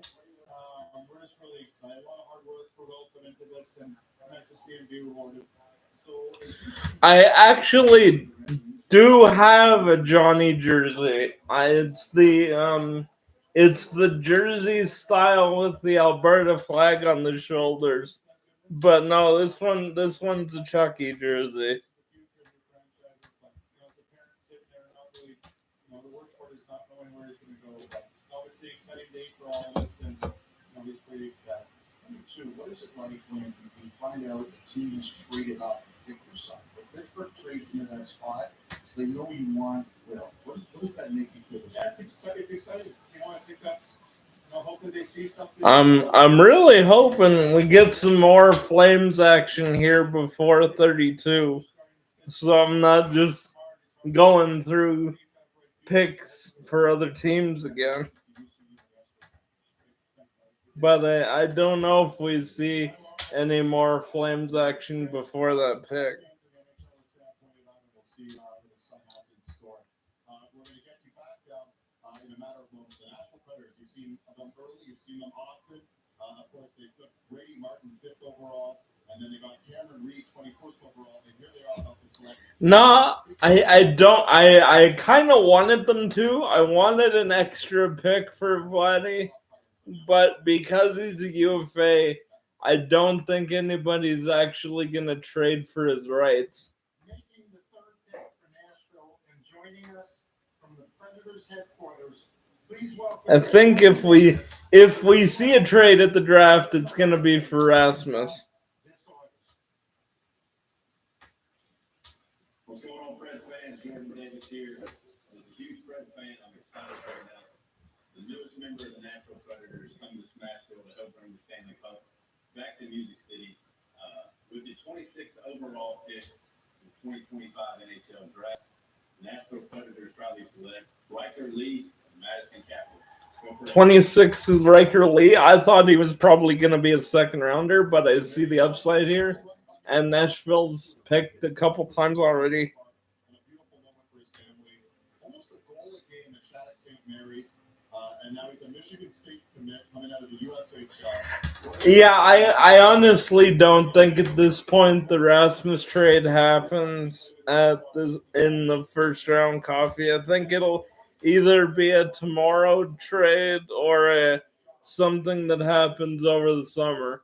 I think if we were going to see it tonight, it would have been earlier in the night. And his ability to shoot the puck are elite skills that I think play at the NHL level. It'll be fascinating to see just how they go to work on improving the skating style. Yeah, they'll work at it. The one thing that I really appreciate about this kid, because you're right, his skating is just average. I didn't say average. It's not even average plus right now. I don't necessarily think it'll be picks for a tomorrow trade. I think it'll be something like what we saw with Hamonic, where we're trading a package of things, including future picks. I just think the trade might happen tomorrow.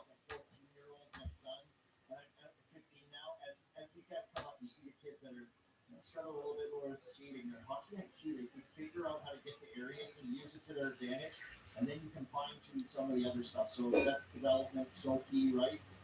And their guys will go to work with a lot of their players that they pick here, no question, once they get them in the system and get them. It's funny how it works. Like sometimes to depth, right? Well, yeah, I can't skate, and he has trouble in that area. Well, in fact, it helps you to become a smarter player because you have to find different ways to get things done. And I think Riker Lee's case, the work ethic that he's going to put in, I don't see any question that this guy's going to be able to score goals. Man, these interviews with the teams That's got to be my least favorite part of this. We'd be done a good hour and a half ago if they didn't do that, I think.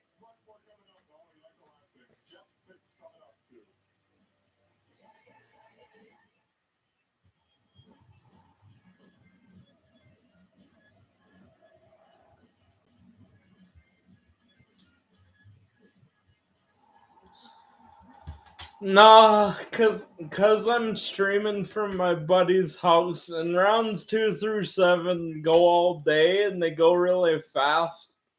I think I'm up here, visiting my nephews and my buddy, like you've seen, and so I think I'm only gonna do the first round this year. I think in future years, if I'm doing this, I'm gonna take draft weekend and make it just about this and get a more stable setup potentially. But I to answer your question again, no, I think it'll just be the first round.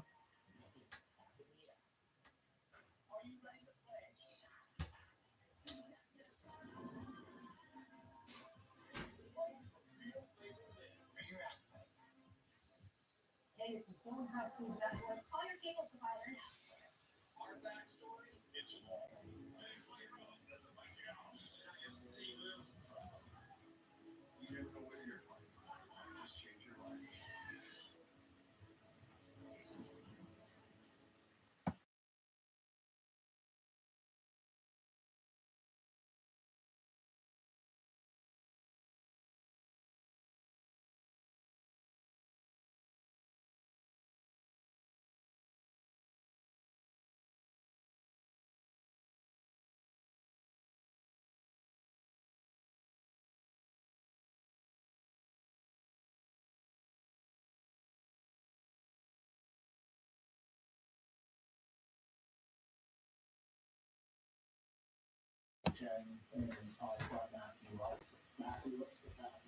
You know, if I'm ready to play in the NHL next year, I don't see why anything will be back.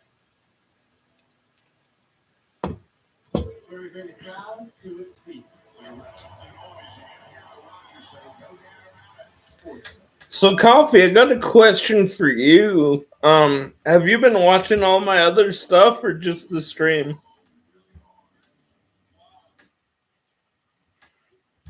All right, well, the drama and suspense is going to continue from Los Angeles. Day 2 of the draft. Tune in tomorrow, 12 Eastern. Awesome, man. Well, welcome to what I'm doing anyway. I love it. I'll be there, and we'll have another 192. So you guys ready for that? 192 selections to go still. Woo! Just getting my flight booked for tomorrow morning, boys. Adios, boys. Washington is best on the clock. They're coming up with the 27th overall pick. Then we have the Winnipeg Jets at 28. That's super cool. He's one of the channels I watch too. So that's really cool that I got recommended along with his stuff. Hopefully we're gonna get more people watching.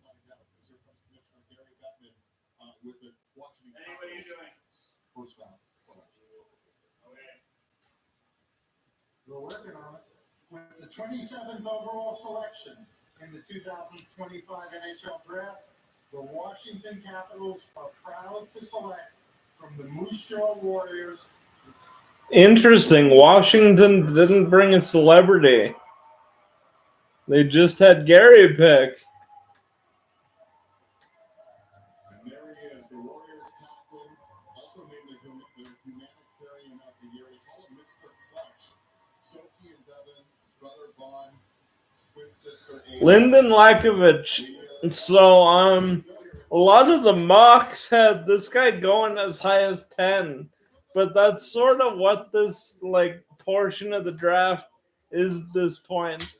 Once we got through the consensus guys, some guys that were ranked really high, especially by FC Hockey, are dropping down lower than I thought they would. I wouldn't be surprised if Fiddler or Potter ends up at our pick at 32.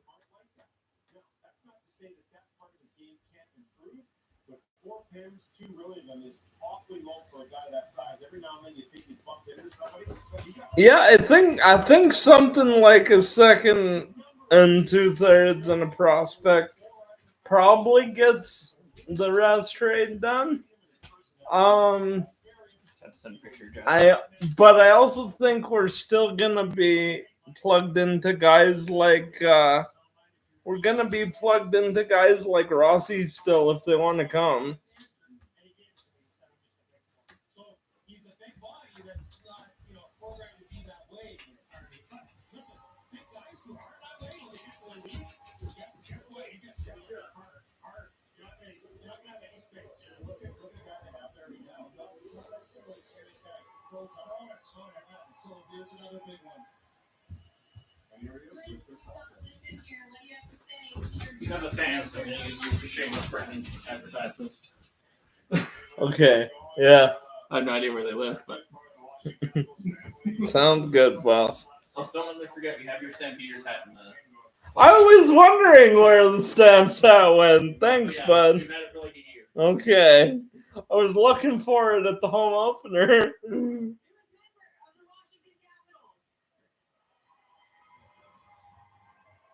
see on the right there, Ross Mahoney, and a quick note, he lives in Regina. It's about a 45-minute to an hour drive to Moose Jaw. Would have had plenty of opportunities to see this guy in the Western League. Yeah, I've done that drive in 45 to an hour, and I've also done it in about 5 hours. It depends on things you can't see. But listen, you're going to see them here. There's nothing that wants to slow. You're going to see it here off the rush. Like, you can really shoot it, guys. Look at this. This is him.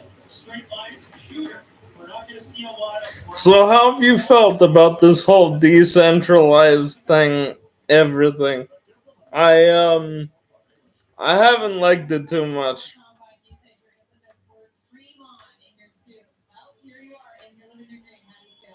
mean, it feels amazing.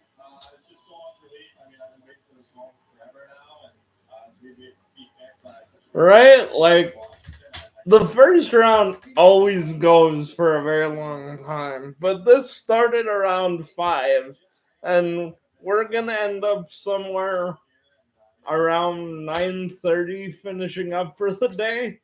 And normally this takes about 3 hours, so I really think that we got to go back to the old format.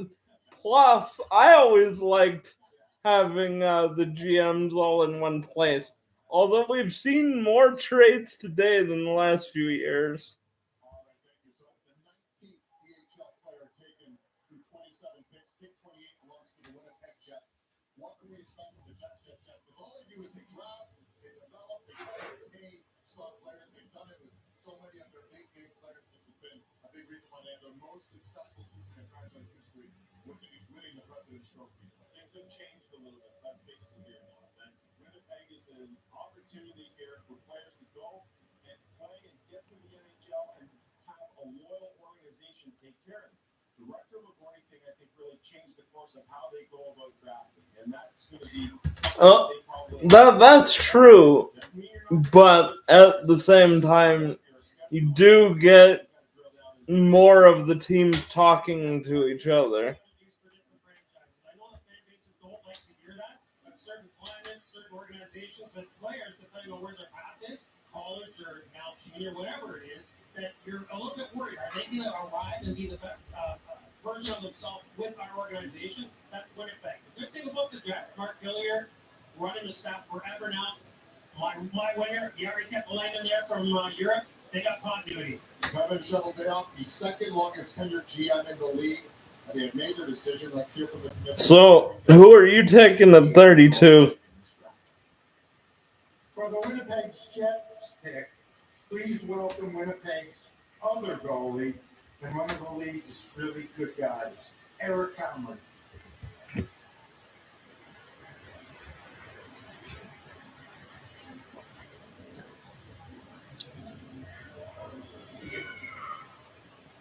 Hello, I want to thank the city of Los Angeles. Fair enough, man. I'd like to thank Mr. Chipman and Mr. Thomas.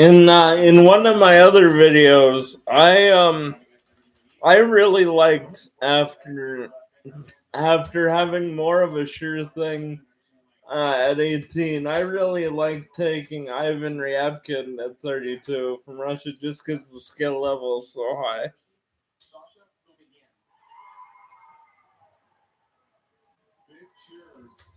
Yeah, this is somebody I thought the Habs might go after because of the French factor.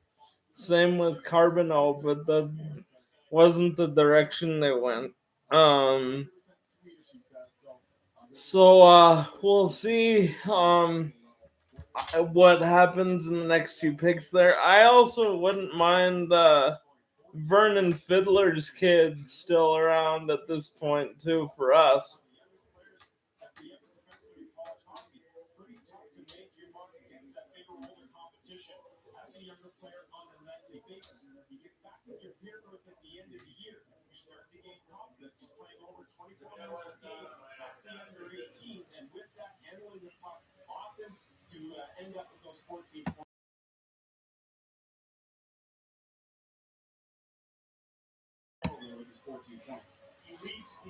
Area defender. He's not going to be a guy that's going to bump you a lot, but he's going to take time and space away, active stick. And yeah, he went off at the U18s or whatever. It's interesting because we talked about Will Horkoff earlier. He played to his player type and he had success. But maybe in here, he used his wheels and kind of that hidden underbelly of offense to rise to the occasion. And that left a lasting impression clearly with the Winnipeg Jets. And he grew up in a house all about hockey, right? His father, of course, was the former director of European scouting for the Blue Jackets.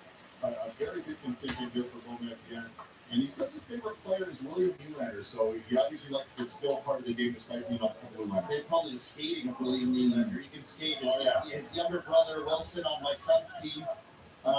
Have a good night, bud. Glad to have you watching the stream today. Hopefully you watch some more of my stuff. Go Flames!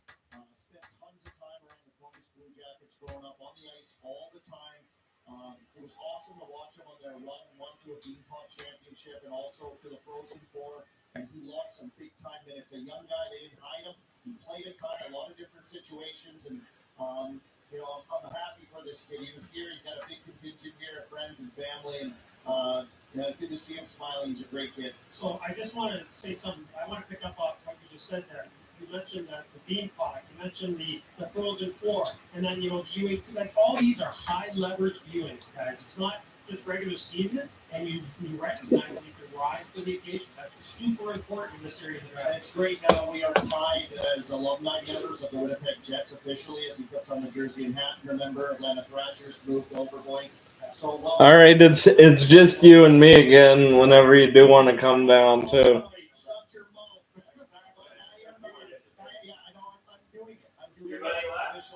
Yeah, he went to bed. This was way too long.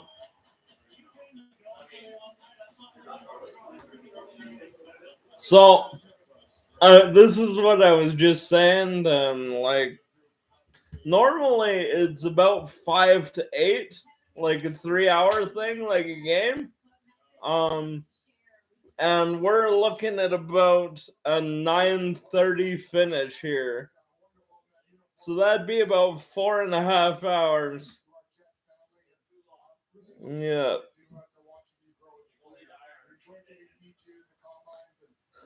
Yeah, no, I know, right? Diehards are guys who are streaming it for their YouTube channel. I think it's because they really wanted like these celebrity cameos in the interviews to work. But they've been really hit and miss.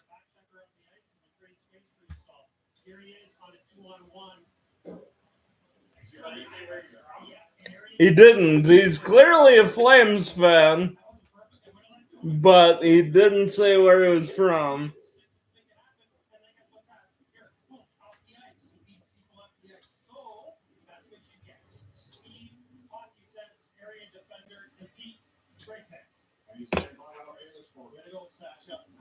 I gotta think so.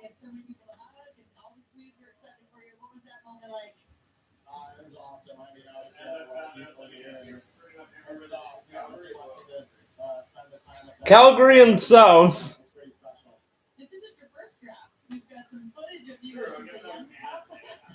many drafts before because of your father, of course. And so this one maybe your favorite, eh?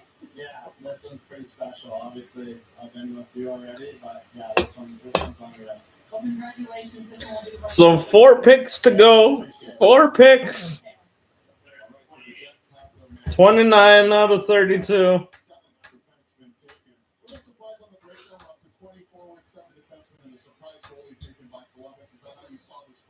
Yeah, I think we saw the defenseman. We had a pretty good inkling of what was going to happen inside of 15, and then spread out thereafter. And that's exactly what we've seen so far. Folks, I think we feel the same way. We knew Schaefer was going to go off the board first.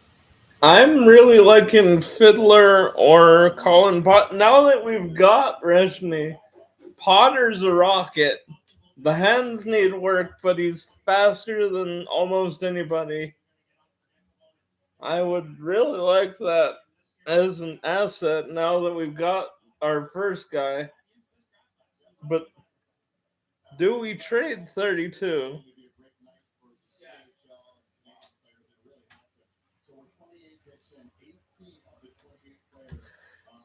More and more convinced that if the trade happens, it's coming tomorrow, but we shall see.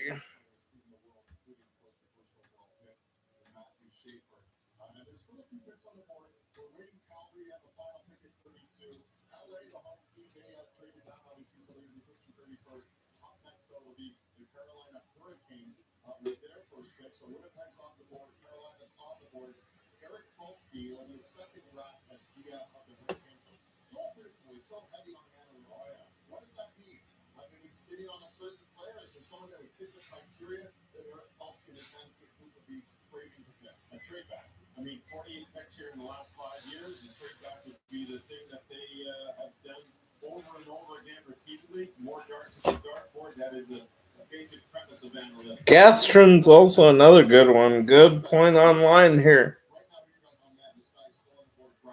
Who had 7? Well, let me, assuming that the coach is going to stay there for a while, Rod Riggermore, like Malcolm Spence from the area going to the University of Michigan next year, right? A big body, plays super fast, gets after it, he creates turnovers when they're man short. I've seen Canada last year as this was an underage. Matchsticks and gasoline. One of the big Flames reporters is on my Ryabkin kick. I'd really love that. There's a player I really like from Russia, Ivan Ryabkin. Yeah. Not a ton of people have heard of him, but he's got a huge amount of upside, and he was supposed to be a second rounder.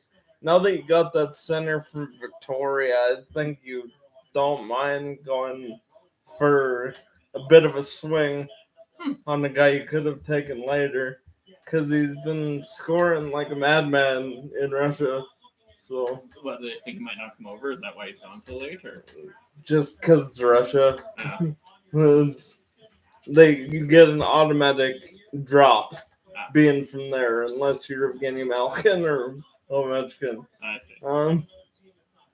Just because they're competing with the K. Yeah. That plus nobody's really sure how the K level actually translates over, because a lot of guys from the K, they're super highly touted and then doesn't translate over.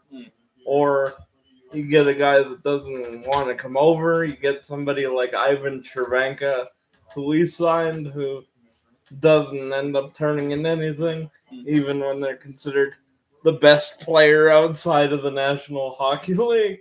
So, like... Huh. So it's just hard to scout. Yeah.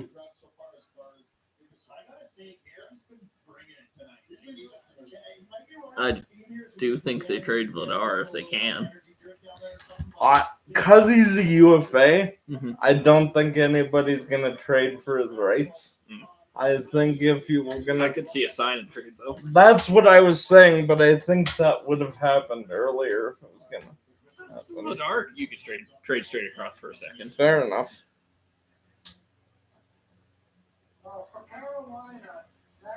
For Tass? Who's Tass?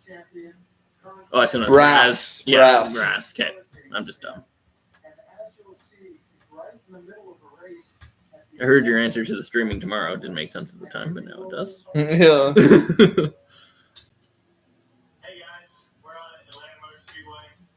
I like Onagquist. Me too. I watch him too, so I'm glad I'm getting recommended with this stuff. Make sure to vote yes on separation. Yeah, I didn't comment on that when he left, but he's clearly Albertan then.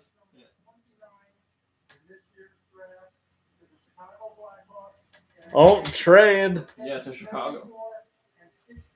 29 for 34 and 62. Yeah. And at 2027 fifth. So 34. That's worse than trading a 7th rounder. 34, 62, and a 14-year-old. A late 14. Why does Chicago love him? I wonder if it's Milton Gastrin. Another one of those kind of guys who could have gone anywhere from 15 to round 2. I heard this draft is very top heavy. It is. There were about a consensus 10 or maybe 12, and then it was based on who you like. But the guy we got, like I said, some people had him in the 10, and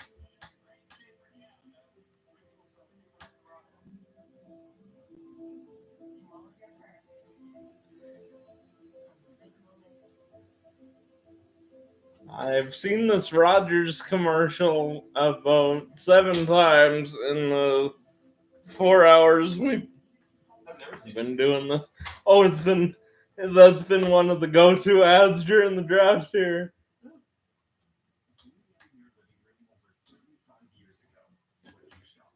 And you were popular about 35 years ago. Key, right? we can find everything we've. This wonderful thing called Amazon. Yeah, Amazon has replaced you, shopping channel. Nobody's sitting up by their phone at 2 a.m. Yeah. to call in and That, if you could get one, you could instead get 19 for the low price of 4 monthly payments of $40. Exactly. Or just buy a cheap one on Amazon. Hashtag Amazon over shopping channel.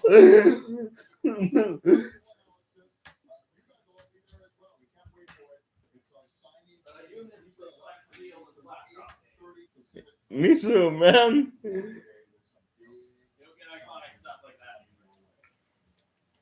We have 4 more picks to get to, starting with the Chicago Blackhawks at 29.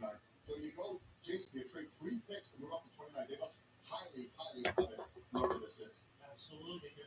I'm interested to see who this is because there are some fantastic names on the board here to play in the middle of the ice, especially because I think the Hawks got to continue to build out the middle, strength down the middle, as you alluded to before, Sammy. My list again, they're going to have 4 or 5 guys that they felt weren't going to fall to them later on, and they got to step on whoever this is. It's crazy, Boots, because they have their own second. That's only 3 picks in round 2. Like, what's that, 7, 8 picks in round? They have Dallas' second as well. So they must really be on to something. Yes. Like how you called the Carolina trade. That was hilarious. You must have that playbook. Rondell and Nespresso already taken, and up here once again, the Chicago Blackhawks ready for their 3rd win. The 29th overall selection in the 2025 NHL Draft. The Chicago Blackhawks are proud. No celebrity for Chicago at 29. Oh, there goes Mason West. This was another guy Calgary could have taken, but I was scared of this guy. He's been playing quarterback in high school in Minnesota and playing hockey. So nobody was sure whether he was going to go full-time with football.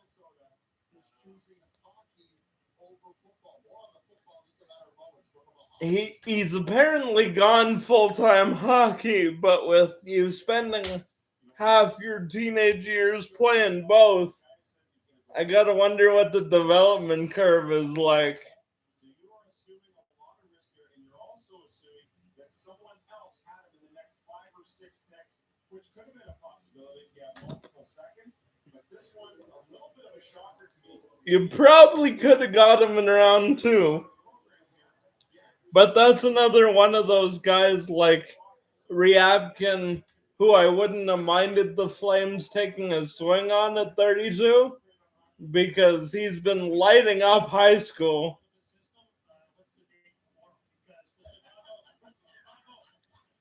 And he's another one of those guys that makes Gary look like a Christmas elf. He's like 6'4".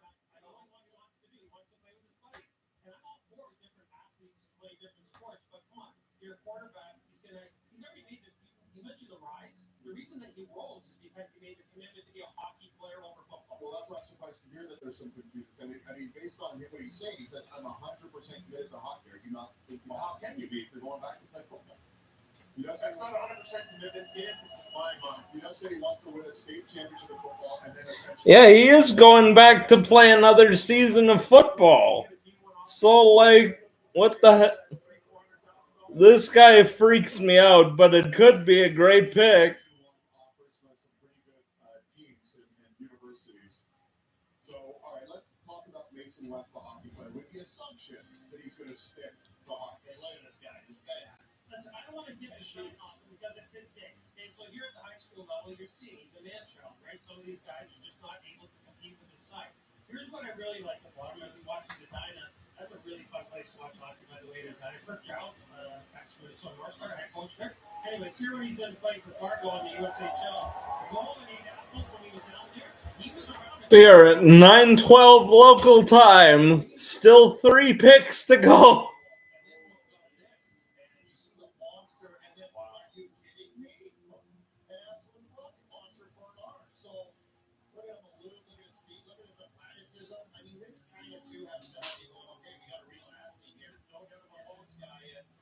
We talk a lot about playing multi-sports and coming up, and he's taking it a little bit later than most kids do, no question.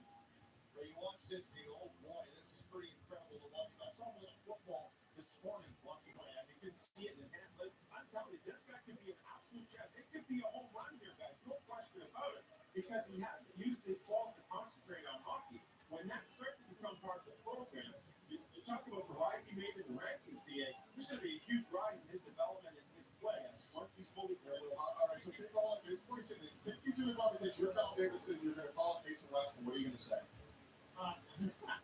Welcome to the organization, when you come to development camp, who's your representative? We just want to have a sit down, have a little discussion. Maybe we take you out for a nice steak dinner. It's going to be a serious talk, though. You're going to be, cashing checks for hopefully millions of San Jose, Los Angeles, and Flames number 2.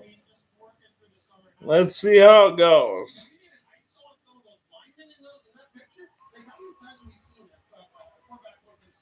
and then get boxed out and just line and rolls on it by accident. These are some of my fears. The injury risk would be huge. So what's the over-under on Mason West playing football then? Do you guys think it's not going to happen? Yeah, I think so. For me, it's a 0. For me, it's a 0. I can tell you, in my experience, we would not have allowed for that to happen. I'm sorry. It's going to get changed now, in my opinion, as well. All right, well, we have the San Jose Sharks there on the board. Of course, they already made a splash with Michael Misa, 2nd overall. So we got 4 teams picked 3 times. Spence, Potter, Gastrin are my picks at this point. If we don't take Ryabkin. I'm still a Ryabkin fan at 32, but it is a bit of a swing with the 3 guys I just mentioned.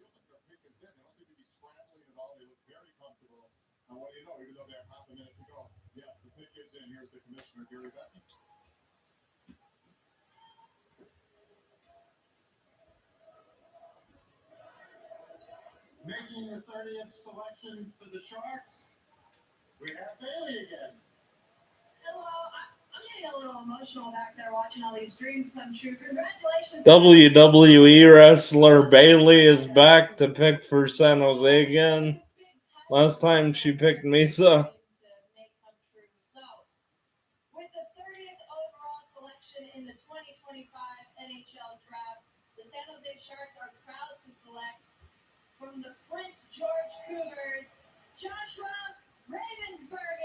Oh, there's Ravensburgen.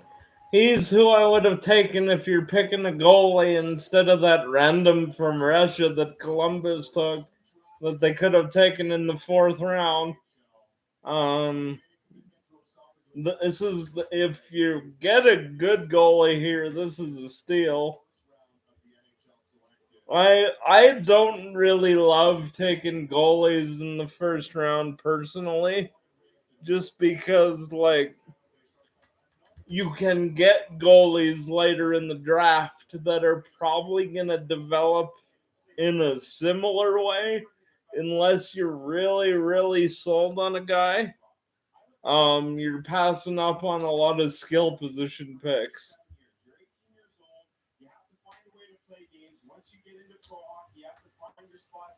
Whether it's the Coast or the American League, then you get that for a couple of years, and then you experience. Flames are going to get some really interesting value out of 32 and 54 again. This is another part of what I was saying. It's not just about the Rass trade. Like, Conroy has had a wonderful couple of years at the draft, actually drafting. So maybe you just use the picks.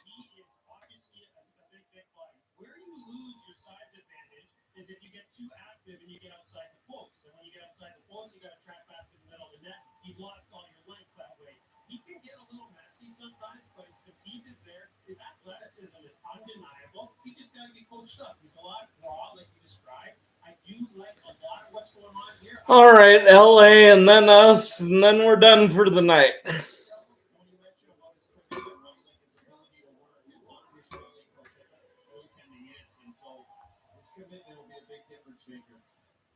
take a look at Joshua Ravensburgen. The dumb guy. There he goes. He gives you that fucking shoe there, thinking he's going outside. Yeah, not so much that. I hated guys that caught the opposite way. I don't know. Maybe some guys noticed it. I noticed it. It was so weird. This is the lateral push. See it goal, but yeah, when he gets over there, that's just a length. When he stays in the blue paint, he takes advantage of his length. Nice one there. It's a desperation save, but it counts, right? All these things matter. He's not if he's 6 foot or 5'11", he's not making that save.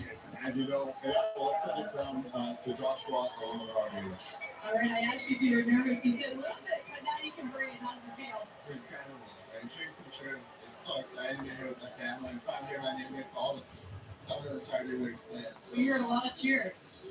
Yeah, so it's incredible. So we know you have a very interesting backstory. You're saving pucks, but you're also saving lives. So we have a little bit of some of your, I guess, miraculous moments. Walk us through what's going on here.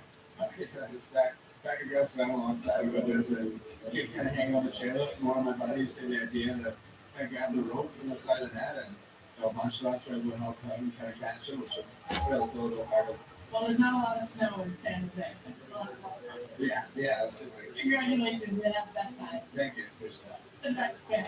Yeah, you have to imagine Joshua's, thinking about his goalie coach, Sean Murray, by the way, who passed away last year, and a big reason why he was selected in the 1st round here. And that's According to a lot of reporters I'm seeing on Twitter, we might see a Sidney Crosby trade soon.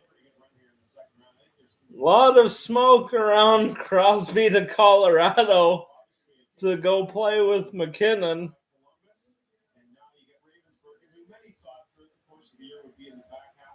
That would be shocking to me. This guy just screams lifetime Penguin to me, but what do I know? We are waiting on the LA Kings, the 31st pick. Their new GM, Kevin Holland, hired in May, and they want to bring some of that Stanley Cup pedigree that he's had in his past with Detroit. They want to bring it here to the home crowd at the Peacock Theater. So they have the 31st pick. So if they traded down, so obviously they identified someone that they feel they can get later in the draft. Any thoughts on what we might be seeing from the LA Kings? Yeah, there'd be a few guys that you'd probably have on that list. And so you'd feel really comfortable looking at your list and saying, all right, we got 5 guys here that we think are going to be available. We can really stick down. Crowd's getting pumped up in LA. Go Kings, go chants. Last time they were on the clock, they traded the pick away.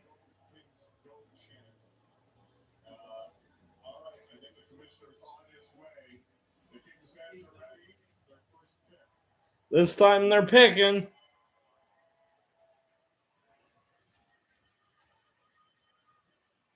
Isaiah did such a good job with the trade. We had to bring him back. When I say LA, you say King. This is a much better celebrity cameo. He's very into this. In the 2025 NHL Draft, the Los Angeles Kings are proud to select from the London Knights, Henry Bruchevich. Oh, there goes Bruce's brother. I thought that might be another way we go, but Henry Bruchevich goes to the Kings.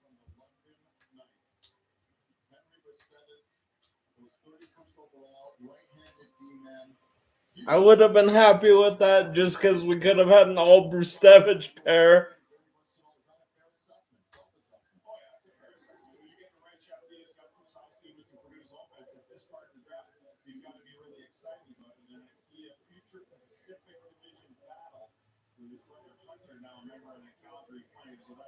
All Bruchevich is in the Pacific Division. That could be some interesting games against the Kings. I wonder if Hunter fights Henry. They roll out a power play unit that eats up mostly 2 minutes. When I look at his statistical analysis, 42 points with limited power play time and playing that two-way shutdown type of a game with some fight. He had 77 pins. Like, this guy isn't shy. This is a guy that you build around on the back. He's a 4, okay? He's not a top pairing. He's a 4, and he's going to be a really, really good 4. Kind of like Sean Jersey became, and now he's been traded out to Utah. Similar to that, he doesn't transport it the same way Jersey, but in that type of help. Dickinson, his teammate on that team, of course, just down the road now in San Jose. So we'll see lots of him. But I mean, I always thought when I got drafted, the guys that was in Florida for my draft, getting drafted in the hometown. On the clock again, ladies and gents. To finish off the stream, are we trading? Are we picking? The button is still up on the stage.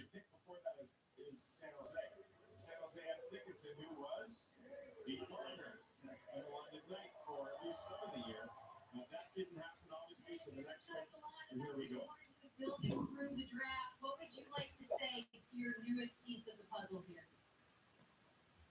Hey, Henry, welcome to LA. We're excited to have you. Obviously, part of a great organization there in London. You won the Memorial Cup. Congratulations on winning the Memorial Cup. We're excited to get you to LA and work with you to develop you into an important part of the Potter, Gastron, Spence, or Ryabkin. If you don't trade the pick, I think you can get one of those guys at 54 tomorrow.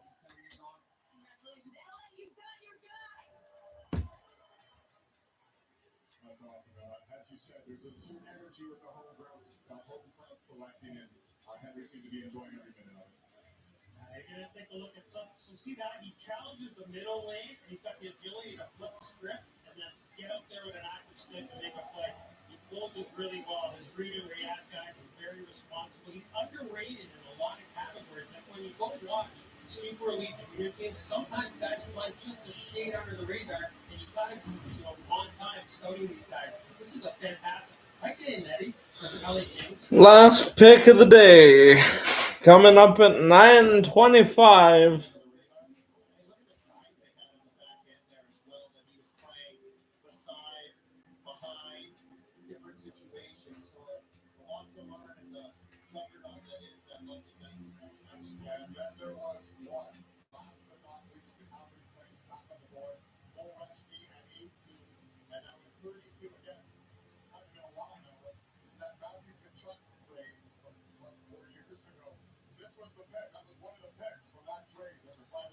This is the last piece of the Chucky trade.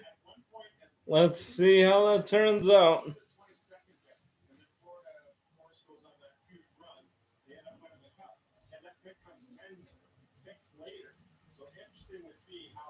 plays itself out. Last year it was the Edmonton Oilers selected. I'm having some chips with buffalo dip. Would you like some? Yes, please. And they decided to go Sam O'Reilly for Monday night. And here is Calgary now. Their provincial rival, picking 32nd overall. Do you expect them to go back with another forward, or do you expect them maybe to look to the defense now? I think they're going to continue that skill, personally, for me. I think that they're getting to the stage here where they can start to take a little bit more risk because they've been stocking the covers relatively soundly here the last couple of years. I expect them to take a little bit more risk here, especially with the way the draft class is falling. Sportsnet talking about some risk here. That sounds like Ryabkin to me. Milton Gastron's coming up with the panel.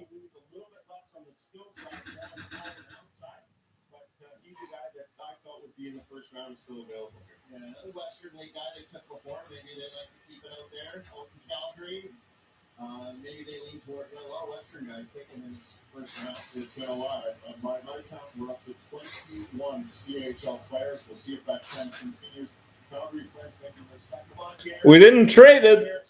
The pick is in. Who is pick 2 for Lenny? To make the final pick of the first round of the 2025 NHL Draft, on behalf of the Calgary Flames, Randy McDonald. Thank you very much, Commissioner. Just before I make that pick, I want to say congratulations to all 31 players picked. Lenny, it's 9:30.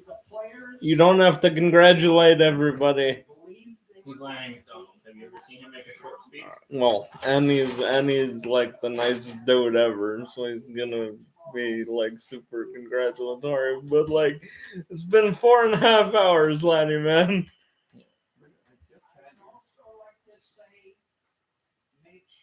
That's all I saw you carrying.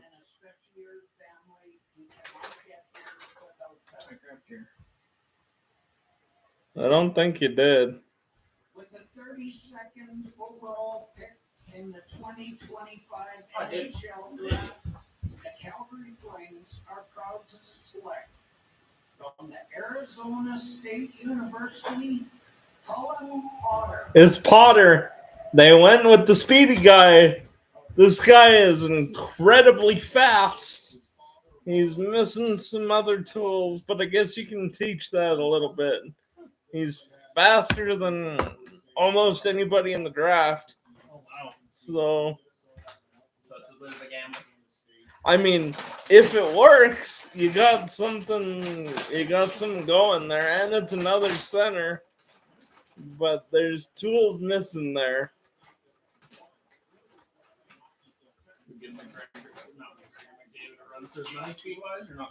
Pretty close. Like, this is a good. He's fast. He makes fast people look not fast. But the hands, I worry about. With points, that's cool. The stature and the hands I worry about, but again, the stature shouldn't be a huge problem. You haven't had anybody else? Just the one? Just the one concurring. People popping in and out? Or? I think we had one or two. Like, it tells you your live count somewhere, right? All right, next to like, so right now it's just me. But it's been up to one or two a couple of times. Well, how you build? Hopefully next year it stays around that, 1 or 2, and then the year after it'll stay around that like 10, 20. And the year Exactly. We got a whole season to build this thing now. Mm-hmm. I started at a funny time with the channel, right at the finals. Although that I'm not cheering for the Oilers video. Caught fire in small channel terms. It's about 600 views. Oh, wow. Any comments? Oh, bunch. 35, I think. Oh, wow. A lot of them were from angry Oiler fans that I wasn't getting on the Canada's team bandwagon. To be fair, I got on the Canada's team bandwagon. I know you did. Until it comes to Canada, I'll cheer for them. Like if they've won this year, next year, fuck you. Can't do it.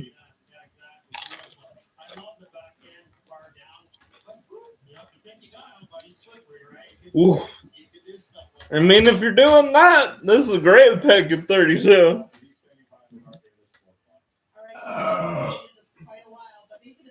So we end up with two centers at the end of the night.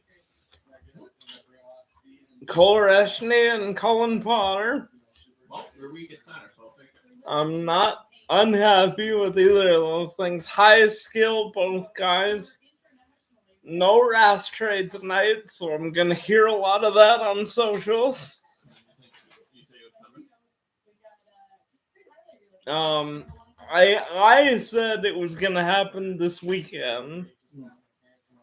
But as I've said a few times, the off season goes till September. So take a breath.